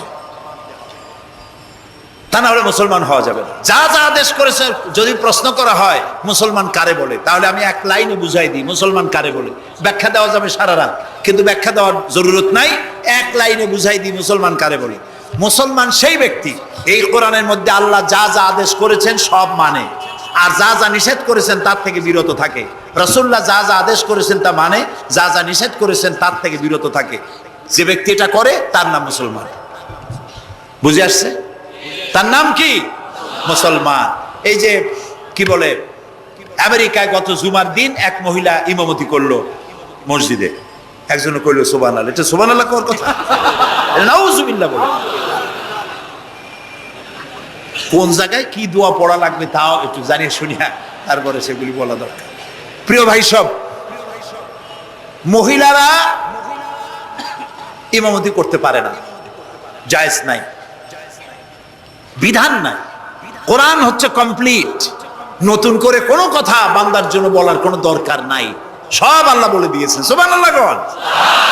আল্লাহ তাআলা এই কোরআনের মধ্যে বলেছেন, আল ইয়াউমা আকমালতু লাকুম দীনাকুম ওয়া আতমামতু আলাইকুম নি'মাতি ওয়া রাদিতু লাকুমুল ইসলাম দীনা। আমি আজ এই ইসলামকে একটি পূর্ণাঙ্গ জীবন ব্যবস্থা হিসেবে কমপ্লিট করে দিলাম এবং এটার উপরে আমি সন্তুষ্ট হলাম। কে বলেছেন? আল্লাহ তাআলা বলেছেন এটা কমপ্লিট, নতুন করে কিছু করার দরকার নেই। আমাকে একজন জিজ্ঞেস করলো যে মেয়ে লোকের পিছনে নামাজ যে পড়া, মেয়ে লোক যে ইমামতি করতে পারবে না, এটা কোরআন শরীফের কোন আয়াতে আছে এবং হাদিসের কোন হাদিসে আছে যে মেয়ে লোক ইমামতি করতে পারবে না? তা আমি বললাম যে আগে আমার এই কথার জবাব দেন, আপনারটা জবাব পরে দিই। আমার কথার জবাব আগে দেন।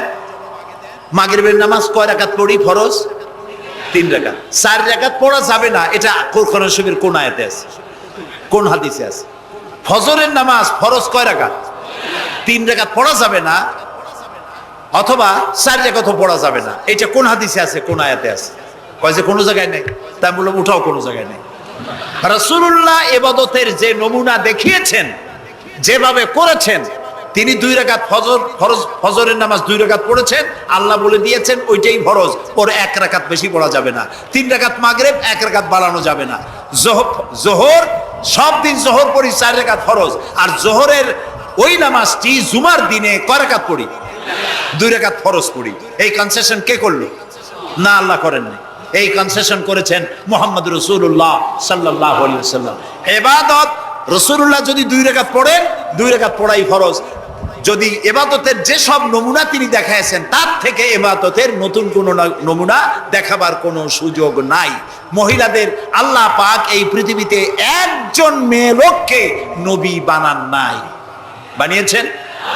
যদি মহিলাদের ইমামতি জায়েজ থাকবে, তাহলে নবী করিম সাল্লাল্লাহু আলাইহি ওয়াসাল্লামের জামানায় না হোক, অন্তত তার ইন্তেকালের পরে তার স্ত্রী আমাদের মা হযরত আয়েশা সিদ্দিকা রাদিয়াল্লাহু তাআলা আনহা এবং খাতুনে জান্নাত হযরত ফাতেমা রাদিয়াল্লাহু তাআলা আনহা মসজিদে নববীতে অন্তত একদিনের জন্য হলেও জুমার নামাজের ইমামতি করার চান্স পেতেন। সুতরাং ইসলামে নাই, ইতিহাসে নাই। এগুলি হচ্ছে ইসলামের বিরুদ্ধে পরিচালিত যত ষড়যন্ত্র বর্তমান যুগে শুরু হয়েছে, এটাও তার আরেকটি ষড়যন্ত্র ইসলামের বিরুদ্ধে। প্রিয় ভাই সব, এই জন্য আমাদের মনে রাখতে হবে নতুন কোনো কথা আমরা মানি না। কোরআন এবং হাদিসের মধ্যে আল্লাহ তাআলা সব কমপ্লিট করে দিয়েছে, সুবহানাল্লাহ বিহামদি। এই জন্য আল্লাহর হুকুম এবং আহকামকে মানা, এই চারটি কাজ, এই চারটি শর্ত যদি পরিপূর্ণ করতে পারি তাহলে আমরা পুরোপুরি মুসলমান। মিথ্যা কথা বলা যাবে না, ওজনে কম দেওয়া যাবে না, খাদ্যে ভেজাল দেওয়া যাবে না, মদ জুয়ার কাছে যাওয়া যাবে না, জেনা ব্যভিচারের কাছে যাওয়া যাবে না। সকল ব্যাপারে আমাদেরকে ঐক্যবদ্ধ থাকতে হবে ইসলামের উপরে। আমরা বলি আলহামদুলিল্লাহ। প্রিয় ভাই সব, আজকে আমাদেরকে, আমি আর লম্বা করতে চাই না, অন্তত এতটুকুন যেন আল্লাহ আমাদেরকে আমল করার তৌফিক দেন। আমরা বলি আমিন, সবাই বলি আমিন। এজন্য চাই আমাদের দেশে আমরা যেন এই দেশটিকে, পৃথিবীর প্রত্যেকটি মুসলিম দেশের আশেপাশে আরো অনেক মুসলিম দেশ আছে, আর আমাদের ভৌগোলিক অবস্থানটা এমন যে আমাদের আশেপাশে অনেক বড় বন্ধুরা এত বড় আমাদেরকে মহব্বত করেন, কাটা তার দিয়ে বেড়া দিতেছে, তারা আমাদেরকে সাংঘাতিক ভালোবাসে, আমাদের সাথে কোলাকুলি করে, কিন্তু মাঝখানে একটা বড় মাদার গাছ আছে। কথা বুঝতে পেরেছেন? এই জমিনে বাস করতে হলে সম্মান নিয়ে, ইজ্জত নিয়ে, স্বাধীনতা নিয়ে যদি বাঁচতে হয় তাহলে এখানে একটি আদর্শিক বাঁধের প্রয়োজন। ওরা কাঁটা তারের বেড়া দিয়েছে, আমরা আদর্শের বেড়া দেব। সেই আদর্শের নাম হলো ইসলাম, কেবলমাত্র ইসলাম, একমাত্র ইসলাম। এবং এই আদর্শ সকলের জন্য, কারণ ইসলাম তো আমার একার না। ইসলাম কি আমার একার? আপনাদের একার? ইসলাম কার? যা আল্লাহ তাআলা জানোয়ার বলছিলেন তা তো একটা ঠিক ছিল, জানোয়ার বলেছেন। জানোয়ার কে বললেন? পশু কে বললেন? আল্লাহ তাআলা বলেছেন। এখন চিন্তা করলাম আল্লাহ পশু বললেন, ঠিক আছে, কিন্তু পশুর চাইতেও খারাপ এই কথাটা বললেন কেন? বুঝে আসতেছিল না। আল্লাহ তাআলা বলেন, কোরআন যদি কেউ বুঝতে চায় তো বুঝার জন্য আমি তার দিল খুলে দেব। সুবহানাল্লাহ। ওয়া মান ইয়াত্তাকিল্লাহা ইয়াজআল লাহু মাখরাজা। আল্লাহকে ভয় করে কেউ পথ চলতে চাইলে আল্লাহ পথ তৈরি করে দেন। আমি চিন্তা করে দেখলাম সত্যিই তো জানোয়ারের চাইতেও তো মানুষগুলা খারাপ, ওই সব মানুষ যারা আল্লাহরে চিনলো না। কি রকম দেখেন, আপনারা অনেকে বাড়িতে কুকুর পোষেন। কুকুর পোষে না মানুষ? কুকুর সাংঘাতিক বুদ্ধিমান প্রাণী এবং প্রভু ভক্ত। লন্ডনে তো বহুত কুকুর আছে যারা স্কটল্যান্ড ইয়ার্ড বাহিনীতে চাকরি করে, ভালো ভালো চাকরি করে, ইন্সপেক্টরও আছে, কর্নেল আছে, মেজর আছে, ইন্সপেক্টর আছে। অবশ্য কুত্তায় জানে যে সে মেজর বা কর্নেল, এবং এরা দারুণ হুকুম পালন করে। চোরের ছবিটা দেখায় দেবে আর তার ব্যবহৃত কাপড়টা শুকায় দেবে, বাস শেষ কাজ। যেখানে পাবে সেখানে ধরবে। 1 কোটি ডলার বা পাউন্ডও যদি দেয় কুত্তায় ছাড়বে না। সাংঘাতিক অফিসারেরা। কথা বুঝতে পেরেছে? তো অনেকে কুত্তা পোষে। এখন কুত্তা পুষেছে, মাহফিল আসছে একটা লোক, রাত 2:30, 2টা বা 11টার সময় বাড়ি ফিরেছে। কুত্তা টের পাইছে, অন্ধকার রাত, কে যেন আসতেছে। কুত্তা তার ভাষায় বলেছে হল্ট। এখন বাড়িওয়ালা বলছে এই ডবলু, আদর করে নাম রাখছে কুত্তার ডবলু। একটা ধমক দিল, কুত্তায় গলার আওয়াজ শুনে বুঝে ফেলেছে, কিন্তু কুত্তায় গলার আওয়াজ বোঝে না। কুত্তা তো ভালো গরুতেও বুঝে। আপনি আপনার গরুরে ডাক দেন অন্ধকারে, গরু আপনার ডাকের সাড়া দেবে, কাছে আসবে। আসে না এরকম? অন্ধকারে গিয়ে গরুর ডাক দিলে বাড়িওয়ালার ডাকে গরু সাড়া দিয়ে আসে না? বিল দিয়ে আসে না? কুত্তায় থেমে গেল, বুঝতে পারলো এ তো আমার মালিক, আমি তো ভুল করছি। যখন মালিক কাছে আসলো, কুত্তায় লেজ লড়াইয়া গাছ সাথে মিশে মিশে লেজ লড়াইতে লাগলো। তার ভাষায় সে বলতে লাগলো, আই এম এক্সট্রিমলি সরি। ও গ্রিন সিগন্যাল, লেজ নাড়াইয়া গ্রিন সিগন্যাল দিয়ে দিল, হুজুর আপনি যাইতে পারেন, স্যার আপনার জন্য দরজা খোলা। কিন্তু এইখানে যদি চোর হইতো আর ডাকাইত হইতো আর যত বলতো ডবলু থাম, তাহলে সে কি থামতো? গর্দানে কামড়াইতো, না হয় ঠ্যাঙ্গে কামড়াইয়া ঠ্যাং ঠং ভেঙে দিত, ঠিক কিনা? তাহলে বোঝা গেল কুত্তায় মালিকও চেনে, শত্রুও চেনে। আল্লাহ কয় উলাইকা কাল আনাম, এগুলো জানোয়ারের চাইতে খারাপ, বালহুম আদাল, এই জন্য খারাপ। কুত্তায় তো মালিক চিনলো, দুশ্মনও চিনলো, বন্ধুও চিনলো। এই মানুষগুলি আল্লাহকে চিনলো না, প্রভুকে, মালিককে চিনলো না, তাকে অস্বীকার করলো। কুত্তার চাইতেও নিকৃষ্ট। প্রিয় ভাই সব, মানুষের এই 3 প্রকারের দিল, সুস্থ দিল, অসুস্থ দিল, আরেকটি হলো কি দিল? মৃত্যু দিল। সকল প্রকার দিলের একটা চিকিৎসা আল্লাহ কোরআনে করে দিয়েছে। সুবহানাল্লাহ। আল্লাহ রাব্বুল আলামিন বলেন, সব হৃদয় জনিত কলব জনিত রোগের চিকিৎসা হলো আলা বিযিকিরিল্লাহি তাতমাইন্নুল কুলুব। একমাত্র আমার স্মরণ, আমার জিকির, আমার স্মরণ মানুষের অন্তরাত্মাকে ঠান্ডা করে দিতে পারে, কলিজা ঠান্ডা করে দিতে পারে। আমার স্মরণে, আমার জিকিরে, আমার পথ অনুসরণে। প্রিয় ভাই সব, হযরত লোকমান তিনি বলছেন, আল্লাহ তাআলা বলছেন আমি তাকে কি দিয়েছিলাম? জ্ঞান দান করেছিলাম। সেই জ্ঞানের ভিত্তিতে জ্ঞান দিছিলাম এই জন্য যেন তিনি আমার শুকর আদায় করে।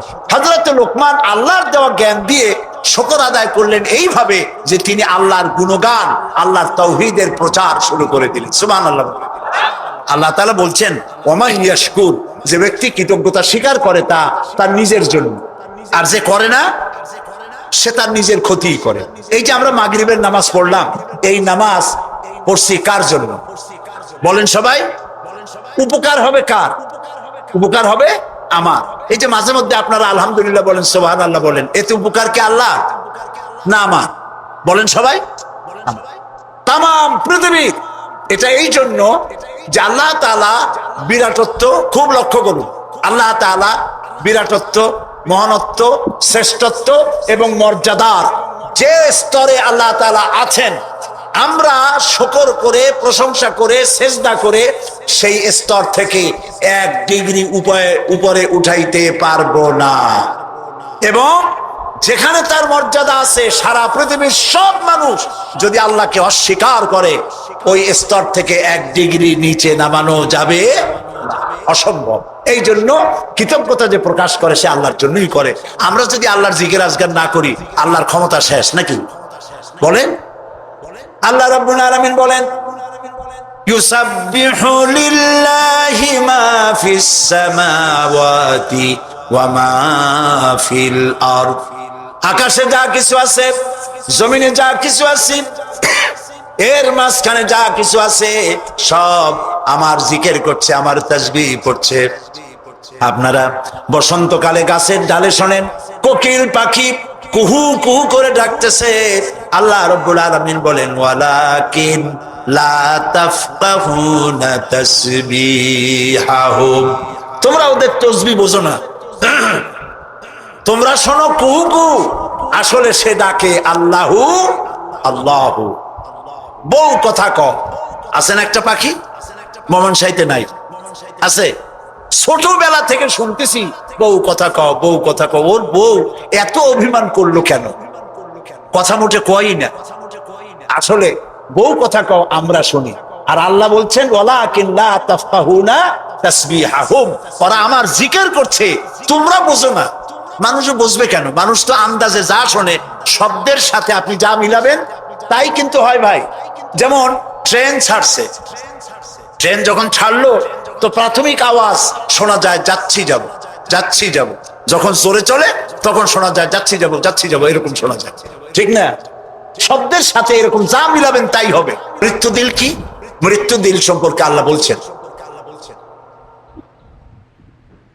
ওয়ালাকাদ যারানা লিজাহান্নামা কাসীরাম মিনাল জিন্নি ওয়াল ইনস লাহুম কুলুবুন লা ইয়াফকাহুনা বিহা। মানুষ আর জিনদের মধ্যে আল্লাহ তাআলা বলেন আমি এক শ্রেণীর রেডিমেড জাহান্নামী তৈরি হয়েই আছে মানুষ এবং জিনের মধ্যে। ওরা কারা? লক্ষ্য করুন, মৃত্যু দিল কাদের? লাহুম কুলুবুন লা ইয়াফকাহুনা বিহা, যাদেরকে আমি হৃৎপিণ্ড দিয়েছি, বিবেক দিয়েছি, সব বোঝে, আমারে বোঝে না। আছেন এরকম কিছু বুদ্ধিজীবী? বলেন আছে না? কবি আছেন এমন কিছু, সাহিত্যিক আছেন এমন কিছু। নারীর সৌন্দর্য, নারীর রূপের সৌন্দর্যের ব্যাপারে কবিতা লিখতে লিখতে কলমের কালি শেষ হয়ে যায়, কিন্তু এই সৌন্দর্য কে দিলেন তার এক চিনতেই পারলো না। ফুলের ব্যাপারে গান লেখে, কবিতা লেখে, ফুলের রং, ফুলের গন্ধ।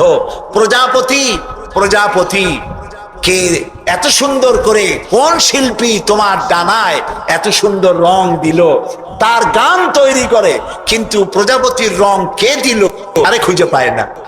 তারপরে বলে কি বলে যে সব বুঝেছি, শান্তিনিকেতন গিয়া পড়ে শুনিয়া সাহিত্যের উপরে ডক্টরেট ডিগ্রি নিয়া কয় সব বুঝেছি। বলে বাবা কি বুঝেছো? কয় দেয়ার ইজ নো গড। সারা জীবন বসে বুঝলো যে প্রভু বলতে কেউ নাই, আল্লাহ বলতে কেউ নাই। বলে নাউযুবিল্লাহ, লাহুম কুলুবুন লা ইয়াফকাহুনা বিহা, সব বোঝে কিন্তু আল্লাহরে চেনে না। নিজের শরীরটা দেখে, আল্লাহরে খুঁজে পায় না। আহারে, তুমি তো তোমার শরীরটা দিয়েই আল্লাহরে চিনতে পারো। সুবহানাল্লাহ বলো। শরীরটা দিয়ে আল্লাহরে চেনা যায়। এই যে দুটো চোখ, এই চোখ দিয়ে সব সময় আমরা নেগেটিভ দেখি। সব সময় প্রতিটি চিত্র, প্রতিটি মুহূর্তে নেগেটিভকে পজিটিভ করে দেখায় কে? কে দেখায়? সুবহানাল্লাহ। এত সুন্দর দুটি চোখ আল্লাহ দিলেন, চোখের মধ্যে আল্লাহ আবার পানি দিয়ে দিলেন। পানি মানে কান্নার পানি না, এমনি চোখে পানি আছে। আপনি চোখে পলক মারেন, পলক মারেন না? কথা না বললে বুঝি কি? এই যে পলক মারেন, এটা কি ইচ্ছে করে মারেন না অটোমেটিক হয়? অটোমেটিক হয়। ইচ্ছে করে মারলে ভটর ভটর করতো। আপনি নিজের অজান্তেই চোখগুলি পলক মারে কেন? আল্লাহ রাব্বুল আলামিন মানুষের কল্যাণের জন্য এমন অটোমেটিক ব্যবস্থা করে তিনি রেখে দিয়েছেন।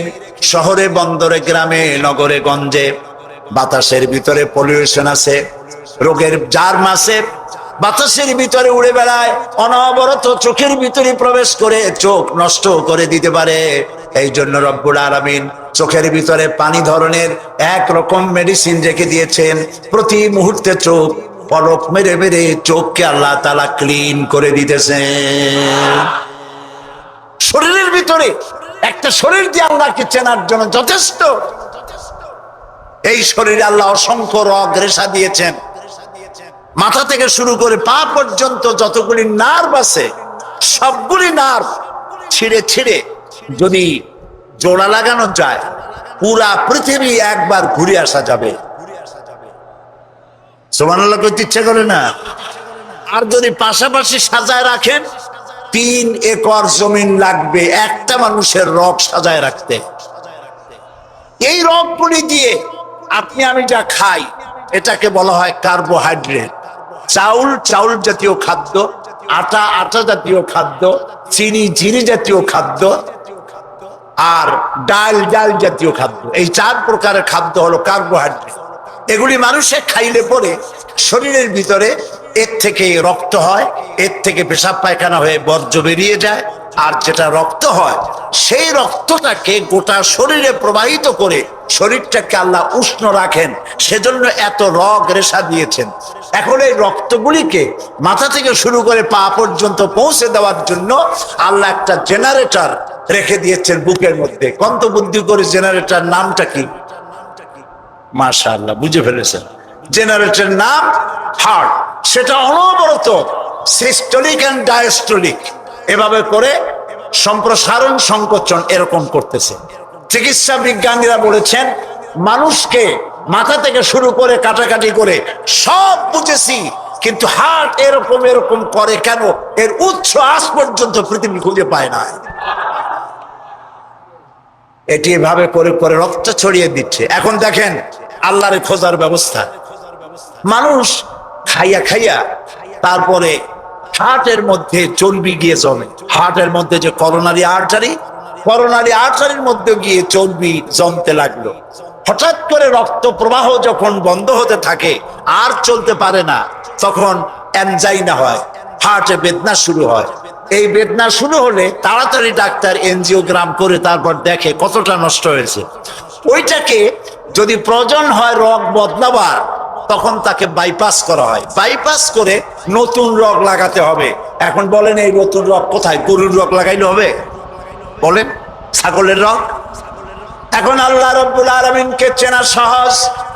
ওই রব্বুল আলামিন এমন সুন্দর ব্যবস্থা রেখেছেন, কারো যদি বাইপাস ওপেন হার্ট সার্জারি করার যদি প্রয়োজন হয়, রগের যদি 2-4টা রগ যদি লাগে, আল্লাহ রাব্বুল আলামিন মানুষের হাতের মধ্যে, পায়ের মধ্যে স্পায়ার পার্টস কতগুলি রগ রেখে দিয়েছেন। ডাক্তারেরা পা থেকে, হাত থেকে সেই রগগুলি নিয়ে হার্টের ভিতরে ওই রগ লাগিয়ে দিয়ে নতুন ভাবে আবার রক্ত সঞ্চালনের ব্যবস্থা করে দেয়। যালিকুমুল্লাহু রাব্বুকুম, এই হচ্ছে তোমাদের রব। সুবহানাল্লাহ বলে। ইনি আল্লাহ যিনি এই ব্যবস্থা করেছেন। কিডনি লাগে একটা মানুষের জন্য কয়টা? না না, দুইটা লাগে না, কিডনি লাগে একটা, কিন্তু আল্লাহ তাআলা দিবেন কয়টা? দুইটা। একটা যদি অকেজ হয়ে যায় তো আরেকটা দিয়ে যেন কাজ হয়। লক্ষ্য করুন, আপনার মেমোরি, আপনার মগজ, আপনার ব্রেন, যে ব্রেনটা, যে মগজটা মাথার মধ্যে আছে, এই মগজের মধ্যে রয়েছে অসংখ্য সেল, কোষ, CELL, অসংখ্য কোষ। মেমোরি কোষ, বুদ্ধির কোষ, শোকের কোষ, সুখের কোষ, অনুভূতির কোষ। মানে আপনার জন্য, এরপরে ডাটা ইনফরমেশন রক্ষা করার জন্য কোষ। অনেকগুলি সেল আছে। মেমোরি সেল যেটা আছে মগজের মধ্যে, সারা পৃথিবীর সকল ডাটা, সকল ইনফরমেশন, সকল তথ্য যদি আপনার মেমোরিতে আপনি ঢুকান, এই মেমোরি সেলে এত জায়গা, পৃথিবীর সব ডাটা ঢুকাবার পরেও 100 ভাগের 1 ভাগ জায়গা ভরবে না। দেখুন অবস্থা। আপনি বসে আছেন চেয়ারে, অফিসে কাজ করছেন, হঠাৎ করে অনুভব করলেন কে যেন জামা গেঞ্জি ফুটো করে আপনার পিঠের মধ্যে নিডেল ঢুকাই দিছে। কে দিল? কে দিল? ও, তাও তো বুঝে ফেলেছে, মশা। জামা কাপড় সুদ্ধা নিডেল ঢুকাই দিছে। আপনি কিন্তু টের পাইছেন না? টের পান নাই? টের পেয়েছেন কিনা? এই টের পাওয়ার জন্য আল্লাহ রাব্বুল আলামিন চামড়ার মধ্যে অসংখ্য কোটি কোটি লোমকূপ সৃষ্টি করেছেন। লোমকূপ দিয়ে ঢুকলো, আপনি টের পেয়ে গেছেন। টের পাওয়ার সাথে সাথে এই খবরটা চলে গেছে বুদ্ধির কাছে। বুদ্ধির একটা সেল আছে না ব্রেনে, আপনার ওই যে মগজের মধ্যে, ওইখানে চলে গেছে খবর যে পিঠের মধ্যে একজন ইনজেকশন করতে গেছে। বুদ্ধির সেল সাথে সাথে হাতের উপরে ফ্যাক্স পাঠায়, ফ্যাক্স ঠাট করে মেরে দিয়েছে পিঠের উপরে, মশার গোষ্ঠী সাফ হয়ে গেছে। সময় লাগে নাই 1 সেকেন্ডও, সাথে সাথে অ্যাকশন, ডাইরেক্ট অ্যাকশন। সুবহানাল্লাহ। কপালে যদি থাকে আল্লাহরে চিনতে কষ্ট হয় না, আর কপালে না থাকলে শান্তিনিকেতন থেকে PhD ডিগ্রি করে কাফের হয়ে যায়, মুরতাদ হয়ে যায়, কপাল পুড়ে যায়। এই জন্য অল্পের মধ্যে বুঝতে সহজ, যদি ঈমান থাকে কিসমতে। প্রিয় ভাই সব, আল্লাহ রাব্বুল আলামিন বলছেন লাহুম কুলুবুন লা ইয়াফকাহুনা বিহা, তাদেরকে হৃদয় দিয়েছি, তাদেরকে বিবেক দিয়েছি, সব বুঝলো, আমারে বুঝলো না। তাদের আমি কান দিছি, সব শুনলো, কিন্তু আমার কথা, হকের দাওয়াত শুনলো না। চোখ দিলাম, সব দেখলো, কিন্তু সবকিছু দেখে আমারে খুঁজে পাইল না। এদের অবস্থাটা কি? আল্লাহ রাব্বুল আলামিন বলেন উলাইকা কাল্লানাম, এরা চতুষ্পদ জানোয়ারের মতো। আল্লাহ বলেন না, তাতেও হয় না, বালহুম আদাল, এরা জানোয়ারের চাইতেও নিকৃষ্ট। বলেন নাউজুবিল্লাহ। জানোয়ারের চাইতেও নিকৃষ্ট। এই মাত্র 50-60 বছর আগের কথা হবে। প্রশান্ত মহাসাগর, প্যাসিফিক ওশান, প্রশান্ত মহাসাগরের ভিতর একটি নদী আবিষ্কার হয়েছে। এই নদীটা 400 কিলোমিটার লম্বা আর 150 কিলোমিটার চওড়া। সমুদ্রের মধ্যে নদী, তার মানে কি? তার মানে হচ্ছে সমুদ্রের পানি কি নোনা না মিঠা? বলেন সবাই, নোনা পানি। ওই এলাকার পানিগুলি আল্লাহ বানাইছেন মিষ্টি। এটা আবিষ্কার হয়েছে। তো সমুদ্রের নোনা পানির মধ্যে মিষ্টি পানি, মাঝখানে কিন্তু কোনো পার্টিশন নাই। মারাজাল বাহরাইনে ইয়ালতাকিয়ান বাইনাহুমা বারযাখুল লা ইয়াবগিয়ান, কোনো পার্টিশন নাই, হিজাব নাই, বাধা নাই। নোনা পানির ভিতরে মিষ্টি পানির ব্যবস্থা আল্লাহ রাব্বুল আলামিন করে রেখেছেন। জলচর প্রাণীরা যেন পানির অভাবে কষ্ট না পায়, মিষ্টি পানির অভাবে কষ্ট না পায়। কোন নাবিক যদি নৌ চলাচলে সামুদ্রিক জাহাজে চলতে গিয়া রিজার্ভ ট্যাঙ্কির পানি ফুরায় গেছে, পানির অভাবে যেন মরে না যায়। লবণাক্ত সমুদ্রের ভিতরে মিষ্টি পানির ধারা আমার আল্লাহ চালু করে দিয়েছে। পানির এক নাম বলেন, আরো জোরে বল। এই পানি যদি 10 ফিট উঁচা হয়ে আসে সাতক্ষীরার উপর থেকে, নাম হবে কি? একটু আগে ছিল জীবন, আর তারপরেই মরণ। এই পানি না হলে পৃথিবীর মানুষ বাঁচবে না। সেই জন্য এই পৃথিবীর 4 ভাগের 3 ভাগ কি? পানি। সুবহানাল্লাহ। একটা মহাদেশ আছে, যেই মহাদেশের নাম হলো অ্যান্টার্কটিকা। আস্থা মহাদেশটা হলো পানি। পানিকে আল্লাহ তাআলা বরফ করে রেখে দিয়েছেন। পানির যদি ঘাটতি হয়, এই বরফ গলায় দিয়ে আল্লাহ পানি পূরণ করে দিবেন। মাটির তলায় পানি, খালে পানি, বিলে পানি।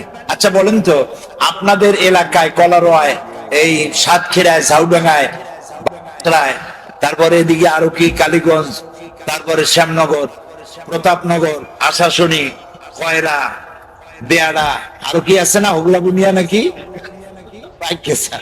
সব আমার মুখস্থ। এই এলাকার নদীগুলো সোজা না বেঁকা বেঁকা?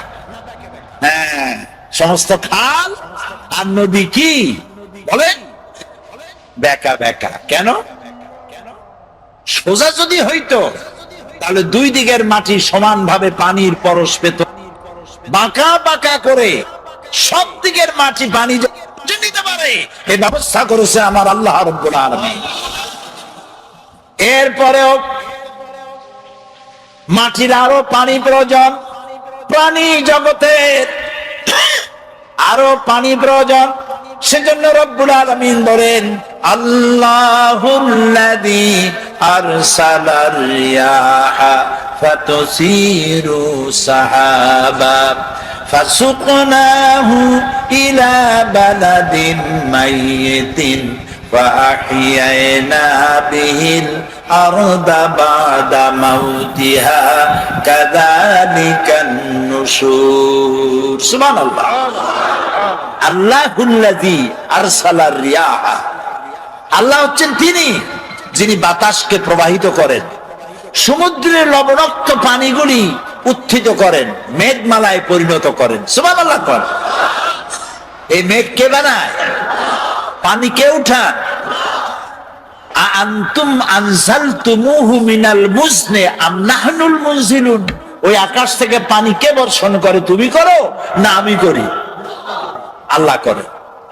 এরপরে এই মেঘকে আল্লাহ অর্ডার করেন, বাতাসকে বলে দেন, বাতাস মেঘ টেনে আশা শুনি কালীগঞ্জ এবং সাতক্ষীরার আকাশের উপরে নিয়ে যা।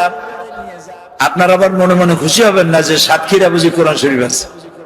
এগুলো আমি ব্যাখ্যায় বললাম। আল্লাহ যখন অর্ডার করেন, মেঘ পরিচালক ফেরেশতা মেঘ বাতাসকে হুকুম করে, আল্লাহর হুকুমে বাতাসে মেঘ চলে আসলো। কোথায় আসলো? সাতক্ষীরা আসলো। আসলো কোথায়? এবার আল্লাহ যদি ইচ্ছা করেন, মেঘের পানিকে কলসির মতো কান্দা দিয়া যদি ঢেলে দেন, তাহলে ঘর বাড়ি ভেসে যাবে, মানুষ শেষ হয়ে যাবে। আল্লাহ রাব্বুল আলামিন কণা কণা বৃষ্টি নাজিল করে দেন, ফোঁটা ফোঁটা বৃষ্টি। এই ফোঁটা ফোঁটা বৃষ্টি পৃথিবীর শুষ্ক বালু কণা কোথায় আছে খুঁজে খুঁজে বের করে সমস্ত শুষ্ক বালু কণাগুলিকে আল্লাহ সিক্ত করে দেন। তারপরে মরা জমিনকে আল্লাহ তাআলা জিন্দা করে দেন বৃষ্টির পানি দিয়া। মরা জমিন কি হয়ে গেল? জিন্দা হয়ে গেল। এখন চাষ করে বীজ বপন করেন। আল্লাহ তাআলা বলেন, এই যে বীজ বপন করলা, আনতুম আনশাআতুম শাজারাতাহা আম নাহনুল মুনশিউন। ওই মাটির তলায় যে বীজ তুমি বপন করলা, ওটা তো পচায়ও দিতে পারতাম। ওই মাটি ফাইয়া বীজটা অঙ্কুরিত হলো। কে করলো? তুমি করছো না আমি করছি? সুশীলরা করছে না বুদ্ধিজীবীরা করছে? কে করছে? জোরে বলেন। এভাবে আমি ফসল উদ্গত করলাম, ধান হইল, ধানের মধ্যে চাউল দিলাম। যদি চাউল না দিতাম, লাউ নাশাউ জাআলনাহু উজাজান, না লাউ নাশাউ জাআলনাহু হুতামা ফাযালতুম তাফাক্কাহুন। যদি আমি ওই ধানের মধ্যে চাউল না দিতাম, তাহলে তুমি কি করতা? বাল নাহনু মাহরুমুন, কপালে আঘাত করতে আর বলতো আরে মাহরুম হয়ে গেলাম, বঞ্চিত। ধানগুলারে আল্লাহ সিটা বানাইতে পারে না? কে বলছে? আল্লাহ নিজেই বলছেন আমি ইচ্ছা করলে সিটা বানাই দিতে পারতাম। তাহলে আমি তোমাকে বানাইলাম, কে বানাইছে বলেন সবাই? এই সুন্দর দুটি হাত কে বানিয়েছে? চোখ দিছেন কে? কান দিছেন কে? নাক দিছেন কে? মুখ দিছেন কে? চলার জন্য, বলার জন্য শক্তি দিছেন কে? চিন্তা করার ক্ষমতা দিছেন কে? যৌবন দিছেন কে? বাচ্চা দিছেন কে? বউ দিছেন কে? এই সবকিছু দিয়া খাবেন কি সেটা আল্লাহ তাআলা বানাই দিয়েছেন। সুবহানাল্লাহ। জমিনে ফসল হইলো, আরে জমিনকে আল্লাহ অর্ডার দিলেন, আমার এই জমিন এত ভালো, বাংলাদেশের এই মাটি এত ভালো, আমার প্রিয় জন্মভূমি বাংলাদেশ, নাম কি? তাও এরকম আসতে কইলেন, জোরে কর না, আরো জোরে কর। এই মাটি বড়ই সুন্দর, আঙ্গুল দিয়া নাড়ায়া নাড়ায়া কদুর বিচি বপন করে দিলেন। পরের দিনে 2 পাতা, তারপরের দিন লতা, 6 দিন পর ফুল, আর কয়দিন পর কদু ঝুলে পড়লো। আল্লাহর দেওয়া এত সুন্দর কদু খাইয়া আলহামদুলিল্লাহ কয় না, কয় সাদের লাউ বানাইলো মোরে বই নাকি। আগা খাইলো, ডগা খাইলো, তাও আল্লাহরে চিনল না। কপাল পোড়া। কি পোড়া বলেন? কপাল পোড়া। খাবার দিলেন, মাছ দিলেন, তরি তরকারি দিলেন, সব দিলেন, সে আল্লাহর নামাজ পড়ে না, সে আল্লাহর কোরআন বোঝে না। কি কপাল পোড়া! আরে মুসলমান, আল্লাহ রাব্বুল আলামিন বলছেন আমি খাবার দেই, খাবারগুলো তৈরি করেছি আমি। এবং আল্লাহ এমন দেওয়া দেয়, দেখবেন নামাজ পড়লেও দেয়, নামাজ না পড়লেও দেয়। বরং দেখা যায় যারা নামাজ পড়ে না, রোজা করে না, ইসলামের গাইলায়। মৌলানা সাহেবদের বলে মৌলবাদী, আবার বলে জঙ্গিবাদী। নতুন নাম তৈরি হয়েছে জঙ্গিবাদী, সন্ত্রাসী, হরকুতুল জিহাদ, কুতকুতুল উম্মাদ। এরপরে নতুন আরেক নাম রাখছে, শুনে তো অবাক হয়ে গেছি। নতুন নাকি আরেকটা দল বাইর হয়েছে, সেটার নাম আল জঙ্গিতুল জংলা। এ আবার কোন জঙ্গলে আল্লাহ জানে। এরা নতুন নতুন নাম রাখে, আলেমদেরকে বদনাম দেয়, আলেমদেরকে বদনাম দেয়। ওরা নামগুলি আবিষ্কার করে আর মনে করে মৌলবীরা বুঝবে না, কিন্তু আমরা যে বুঝি ওরা আবার তা বোঝে না। তা আল্লাহ রাব্বুল আলামিন সৃষ্টি করলেন, তারপরে খাবার দিলেন। সুবহানাল্লাহ বলেন। জমিনকে উর্বর করে দিলেন, খেতে খামারে মাছ দিলেন, পাখি দিলেন, সব খাবার দিলেন। খেতে দেওয়ার মালিক কে? ওয়া মা মিন দাব্বাতিন ফিল আরদি ইল্লা আলাল্লাহি রিজকুহা। এই পৃথিবীর উপরে এমন কোন বিচরণশীল জীব নাই যে জীবের রিস্কের দায়িত্ব আমি আল্লাহ নিজ হাতে গ্রহণ করি নাই। সকল জীবের রিস্কের দায়িত্ব কার? তো আমরা দেখি নামাজ রোজা যারা করে এরা বরং কম পায়, যারা নামাজ রোজা করে না, আল্লাহরে গাইল দেয়, ইসলামরে গাইল দেয়, ইসলাম মিটাবার চেষ্টা করে, ওরা পায় বেশি। ঠিক না? আল্লাহ তাআলা বলছেন লা ইয়াগুররান্নাকা তাকাল্লুবুল লাযিনা কাফারু ফিল বিলাদ। ও মুসলমানেরা, এই কাফেরদের চাকচিক্য সম্পদ দেখা তুমি ভয় পাইও না, চিন্তা করো না, প্রতারিত হও না। মাতাউন কালিল, সামান্য কিছু সময়ের জন্য আমি ওদের দিছি। সুম্মা মাওয়াহুম জাহান্নাম, এরপরে ঠিকানা হবে কোথায়? ওয়াবিসাল মাসির। আরে হায় হায়, দুনিয়ায় দুনিয়া কা মজা লে লো, দুনিয়া তোমারি হ্যায়। দুনিয়ার মজা লুটার জন্য খুব লুটপাট করো, তারপরে সময় আসবে যখন বলবা আমার স্বাদ না মিটিল, আশা না ফুরিল। তারপরে কি? সকলই ফুরায় যায়। আরে খাইতে পারলাম না, এত বাড়ি বানাইলাম, এত ঘর বানাইলাম, এত লুটপাট করলাম, এত শয়তানি করলাম, এত ডিজিটাল করলাম, আরে সব তো গেল শেষ হইয়া। সব শেষ, সব শেষ হয়ে যাবে। আল্লাহ রাব্বুল আলামিন খেতে দেন, পড়তে দেন, আর আল্লাহ মানুষকে ক্ষমতা দিয়ে বলেন লিনানজুরা কাইফা তা'মালুন। ক্ষমতা দেই আর তাকে তাকায় থাকি তোমার আমলটা কেমন হয়। সুবহানাল্লাহ বলেন, সুবহানাল্লাহ। সমুদ্রের মধ্যে যে এই যে আপনাদের বাড়িতে টেলিভিশন ডিশ লাইন আছে না, এই ডিশ লাইনে উপকারও আছে ক্ষতিও আছে। এত সব বাজে ছবি আসে, এগুলি বন্ধ করা ভালো, কন্ট্রোল করা ভালো। কিন্তু ভালো ভালো ছবিও আছে, যেমন ন্যাশনাল জিওগ্রাফি একটা চ্যানেল আছে, ডিসকভারি একটা চ্যানেল আছে, এনিম্যাল প্ল্যানেট একটা এনিম্যাল প্ল্যানেট একটা চ্যানেল আছে না? এই চ্যানেলগুলি আমি মাঝে মধ্যে দেখি। সমুদ্রের ভিতরে সব থেকে বড় জলচর প্রাণীর নাম কি? তিমি। নীল প্রজাতির তিমি যেটা, সেটার ওজন ৫,০০০ টন পর্যন্ত হয়। একটা মাছের ওজন ৫,০০০ টন পর্যন্ত। ওটা যে বাচ্চা দেয়, তিমিতে ডিম পারে না, কি দেয়? বাচ্চা দেয়। তো মা যেমন বাচ্চাও তো তেমন। বাচ্চাটা পৃথিবীতে যেদিন আসে সেদিন থেকে শুরু করে প্রত্যেক দিন তার দুধ লাগে ৫০ থেকে ৬০ মণ। কোন গভর্নমেন্ট খাওয়ায়? আরে বলো, কোন গভর্নমেন্ট খাওয়ায়? নাম কি তার? চিৎকার দিয়া বলো। আল্লাহ তাআলা খাওয়ায়। সুবহানাল্লাহ, সুবহানাল্লাহ।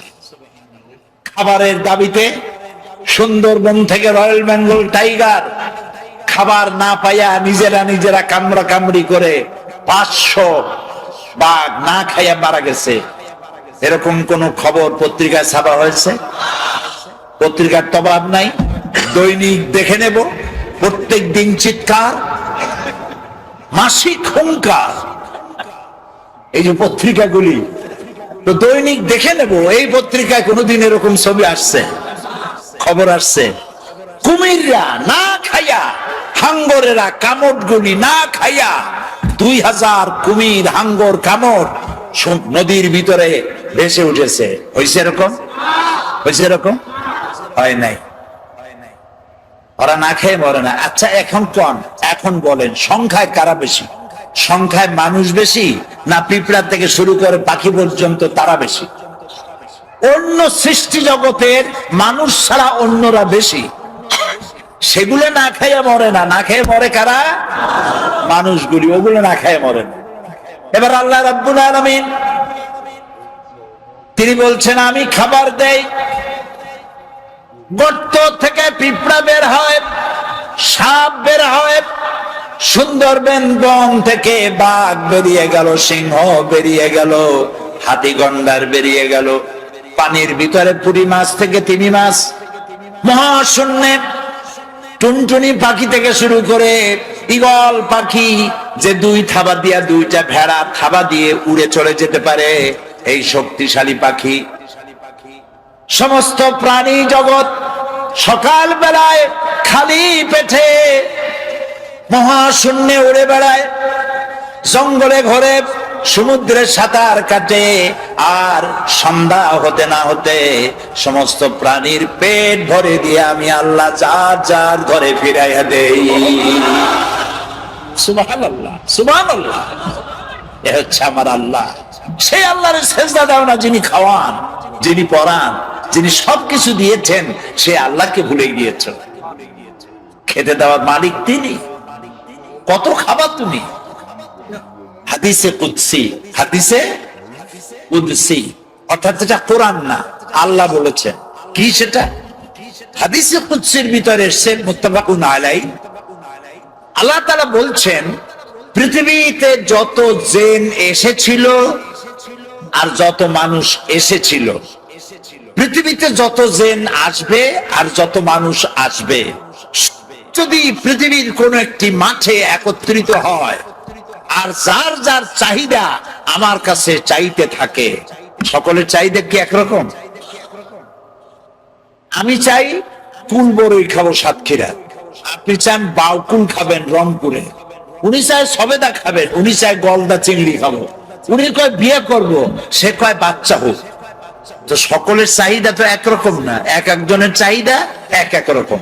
এখন আল্লাহ কি বলেন শোনেন, সমস্ত জিন, আগের কথা মনে আছে তো, সমস্ত জিন, সমস্ত মানুষ যা ছিল আর যা আসবে সব এক মাঠে একত্রিত হইয়া তাদের যার যার চাহিদা অনুযায়ী যদি আমার কাছে চাইতে থাকে, আর সমস্ত চাহিদা যদি আমি সবার পূরণ করে দেই, আমার ভাণ্ড থেকে অতটুকুন ফুরাবে না যতটুকুন একটি সুই সমুদ্রের মধ্যে ডুবাইয়া উঁচা করলে যতটুকুন সমুদ্রের পানি কমবে না, আমার ভাণ্ড থেকে তাও কমবে না। এ হচ্ছে আমার আল্লাহ। বলেন আল্লাহ। আল্লাহ আল্লাহ না কিন্তু আল্লাহ, মুখটা গোল হয়ে যাবে, মহব্বতের সাথে বলেন আল্লাহ আল্লাহ আল্লাহ। অন্তরের অন্তঃস্থল থেকে, মনের মণিকোঠা থেকে একবার যদি কোনো বান্দা ডাক দেয় আল্লাহ, আল্লাহ রাব্বুল আলামিন 70 বার সাড়া দিয়ে বলেন বান্দা কি চাও আমি হাজির। এই সুন্দর করে চেহারা দিলাম, সুন্দর করে বানালাম, চোখ দিলাম দুইটা, এই চোখ দুইটা এই দুই জায়গায় না দিয়া যদি কপালের উপরে দিতাম, পারতেন না? আল্লাহ ক্রিকেট খেলাইতে পারতেন, বল হাসিয়া চোখ দুইটা একেবারে স্যান্ডউইচ হইতো জায়গায়, বল খেলতে গিয়া, হ্যান্ডবল ফুটবল খেলতে গিয়া আসাল খাইয়া ডিমের মামলেট হয়েছে দুইটা চোখ। এই চোখ দুটো সেফ জায়গায় রাখা হয়েছে, উপর একটা হাড্ডি, নিচে একটা হাড্ডি, মাঝখানে চোখ, যাতে ধাক্কা মাক্কা লাগলেও চোখের উপরে না লাগে। আরে আমার আল্লাহ। এরপরে চোখে মানুষ পলক দেয়, সাতক্ষীরার লোক পলক দেয়, ইচ্ছা করে দেন না অটোমেটিক? অটোমেটিক। ইচ্ছা করে দিলে ফটর ফটর করতো, এটা অটোমেটিক হয়। কেন হয়? বাতাসের ভেতরে অসংখ্য পলিউশন আছে, রোগ জীবাণু আছে, অনবরত এই রোগ জীবাণুগুলি আপনার চোখের মধ্যে প্রবেশ করতেছে। আল্লাহ রাব্বুল আলামিন চোখের ভিতরে এক প্রকার মেডিসিন জাতীয় পানি রেখে দিয়েছেন, অটোমেটিক চোখের পলক পড়তেছে, আর প্রতি মুহূর্তে আল্লাহ রাব্বুল আলামিন আপনার চোখকে ক্লিন করে দিতেছে। আপনি বুঝলেন আল্লাহর সেজদা দিবেন, বুঝলেন না আজান হলে দৌড়াই নামাজ পড়তে যাবে না। আরে আমার আল্লাহ আমার এত সুন্দর করে বানাইছে, আমি কেন তার সেজদা দিই না? আপনি গভর্নমেন্টের ট্যাক্স দেন কেন? এই যে বিদ্যুৎ বিল, বাড়িতে বিদ্যুৎ আছে না, যদি আপনি বিদ্যুতের বিল না দেন, বারবার যদি প্রত্যেক মাসে বিল বাকি, জরিমানা হবে। জরিমানাও দিলেন না, বিলও দিবেন না, লাইন থাকবে? থাকবে না। তো আল্লাহ যে আলো দিলেন বিল চাইছে, আল্লাহ যে বাতাস দিলেন বিল চাইছে, সূর্য দিলেন বিল চাইছে, পানি খান বিল চাইছে। গভর্নমেন্ট চায়, আল্লাহ চায় না। কারণ গভর্নমেন্ট যত বড় হোক এ সব ফকির, এগুলো কি মাতবাড়ি যাই করুক, আল্লাহ তাআলা বলছেন ওয়াল্লাহু গানিয়্যুন ওয়া আনতুমুল ফুকারা। আল্লাহ হচ্ছেন গনি আর তোরা গোষ্ঠী শুদ্ধ ফকির। হাজলামি করবি তো টাইট করে দেব। ফেরাউনের মারছে কি করিয়া? সুবাইয়া নমরুদ রে জুতা মারিয়া। সেই জুতা আছে না গেছে? কদিন আগে পড়ছে না একজনের কপালে, কার কপালে? একেবারে আসল জায়গা, জুতা রিজার্ভ, বেকায়দা করবা জুতা আছে। সেই জন্য বুঝতে হবে, আল্লাহরে চিনতে হবে। এই কোরআন এই কথাগুলি শেখায়, একটা আমার বানানো কথা নয়, এই সবগুলি কোরআন শরীফের ভিতরে আছে। তোমারে কেমনে বানাইছি? ফালিয়ানজুরিল ইনসান, মানুষ চিন্তা করুক তার নিজের ব্যাপারে, তার নিজের ব্যাপারে চিন্তা করুক, তারে আমি কেমনে বানাইছি। সুবহানাল্লাহ বলেন। আপনার পা থেকে শুরু করে মাথা পর্যন্ত যে নার্ভ সিস্টেম, রগের যে সিস্টেমটা আছে, শরীরের সমস্ত রগগুলি যদি ছিঁড়া পাশাপাশি সাজানো যায়, 3 একর জমিন লাগবে সাজায় রাখতে। একটা মানুষের শরীরে এত রগ আছে, এই রগগুলি কেন? আপনি যা খান সমস্ত খাবারগুলিকে কার্বোহাইড্রেট বলা হয়। কার্বোহাইড্রেট, আর কার্বোহাইড্রেট হলো ডাল, ডাল জাতীয় খাদ্য, আটা, আটা জাতীয় খাদ্য, চিনি, চিনি জাতীয় খাদ্য, চাউল, চাউল জাতীয় খাদ্য। এই খাদ্যগুলি আপনি খেলে পরে এ দিয়ে পেশাব হয়, পায়খানা হয়, আর রক্ত হয়। রক্তগুলি কেন?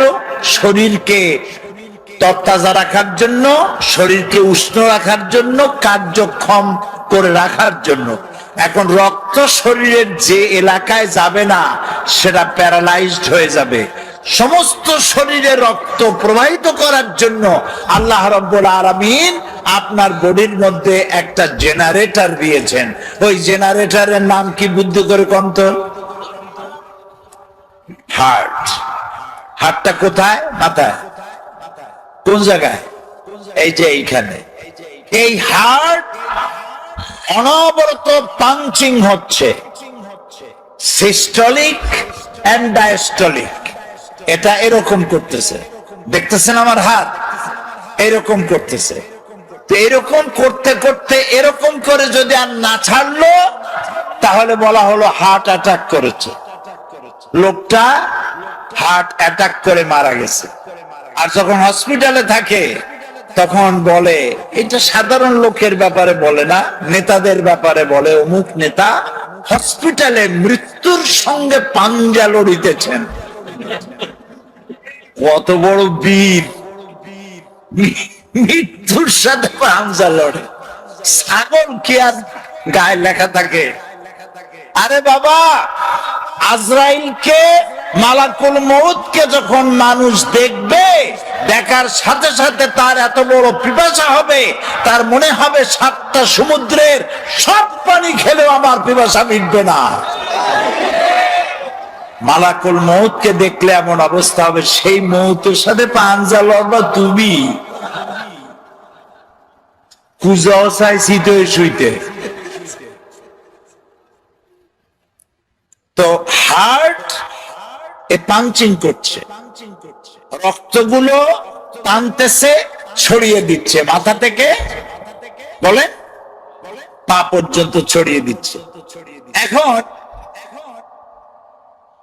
চিকিৎসা বিজ্ঞানী যারা, তারা কিন্তু নাস্তিক হয় না।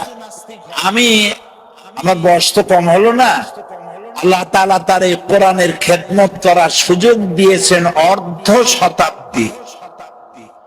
50 বছর কোরআনের কারীমের খেদমত করেছি।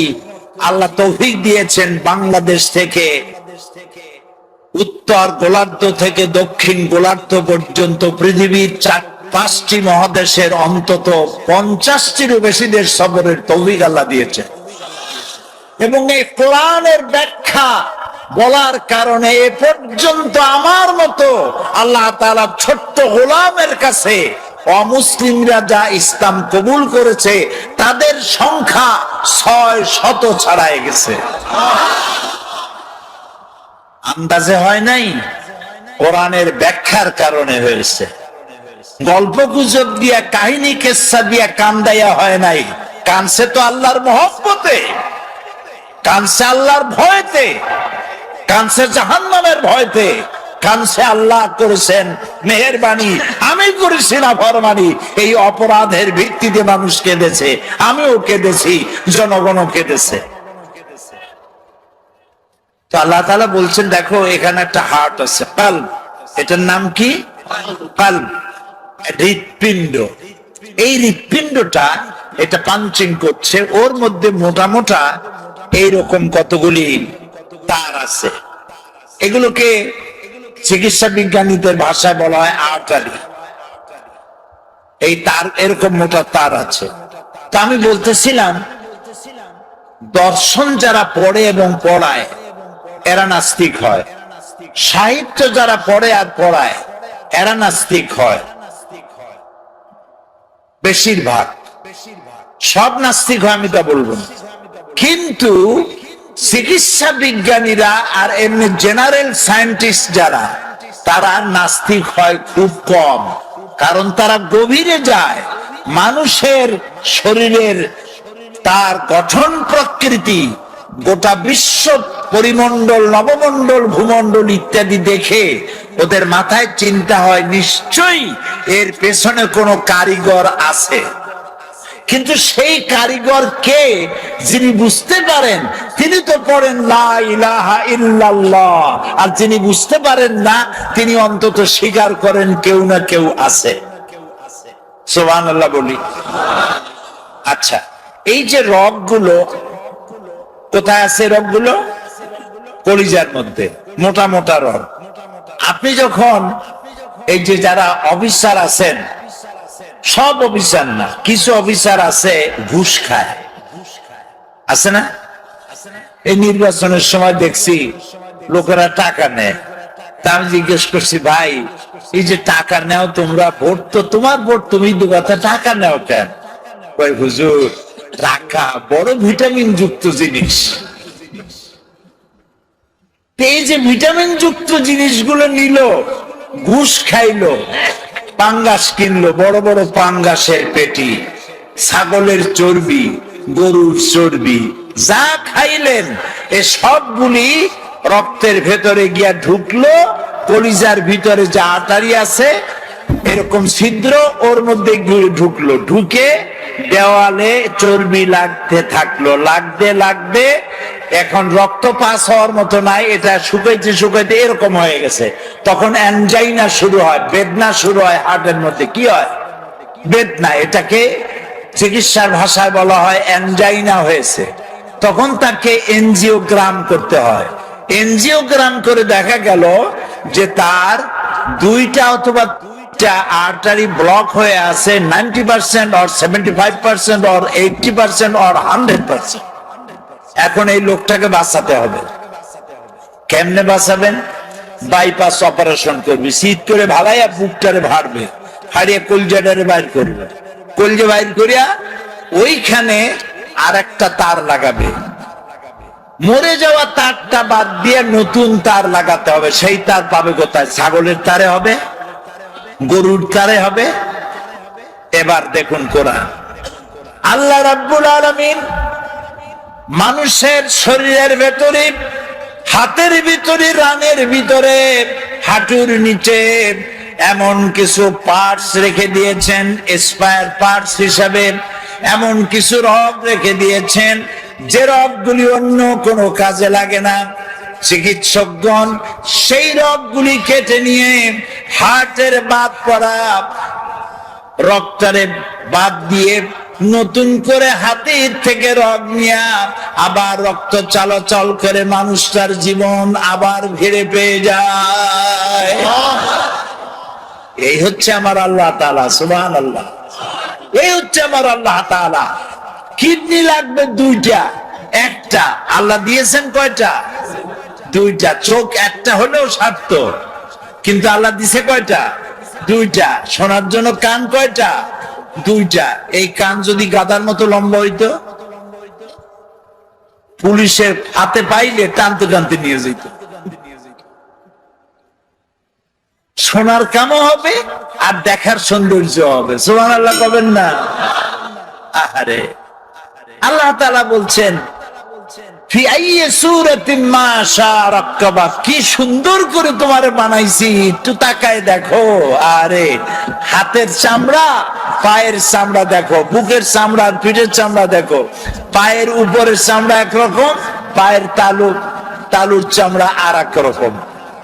পায়ের উপরে, পাতার উপরে যে চামড়াটা, ওই রকম চামড়া যদি হতো পায়ের তলে, প্রত্যেক দিন জুতায় হাফসুল করে যেরকম, ওইরকম হাফসুল করা লাগলো পায়ে। হাতের তালুর চামড়া, পিঠের চামড়া, বুকের চামড়া, পিঠের চামড়া একরকম না। সুবহানাল্লাহ বলবেন না? তারপরে নাকটা একদম মুখের কাছে রাখা হয়েছে, যাতে করে আপনি খাবার দিলে আপনি বুঝেন। হোটেলে খাইতে গেছেন, নাম করা হোটেল, হোটেল আল হায়াত, কিন্তু মৌতের ব্যবস্থা আছে ওখানে। হোটেলের নাম হোটেল আল হায়াত, সেখানে 5 দিনের পচা ইলিশ, খাসির গোস্তের নামে পাতিশিয়ালের গোস্ত। এখন খাইতে গেলে নাক একদম মুখের কাছে, নাক সার্টিফাই করবে, নাক বলে দেবে বেটা খাস না, 5 দিনের পচা ইলিশ। কিন্তু এই নাক যদি মুখের কাছে না হইয়া শরীরের দূরতম কোন জায়গায় হতো, তাহলে খাবার বানাইয়া জামা গেঞ্জি উল্টাইয়া এরপরে তার কাছ থেকে সার্টিফিকেট নিয়ে তারপর মুখে দেওয়া লাগতো। তাও সুবহানাল্লাহ কবেন না? আল্লাহ তাআলা এত সুন্দর করে এ মানুষকে সুগঠিত করেছেন, সুন্দর করে বানিয়েছেন, তারপরে এই পৃথিবীকে সুসজ্জিত করেছেন মানুষের থাকার জন্য, পড়ার জন্য। আল্লাহ তাআলা বলছেন এই পৃথিবী তোমার জন্য আমি সৃষ্টি করেছি, খালাকা লাকুম মা ফিল আরদি জামিয়া, এই পৃথিবীতে যা সৃষ্টি করেছি সব তোমার জন্য। বিজ্ঞানীরা বলেছেন হিমালয় পাহাড়ের অত্যুচ্চ শিখর থেকে শুরু করে আটলান্টিক মহাসাগরের অতল তলদেশ পর্যন্ত যা কিছু আছে সব মানব সেবায় নিয়োজিত, সব মানুষের সেবা।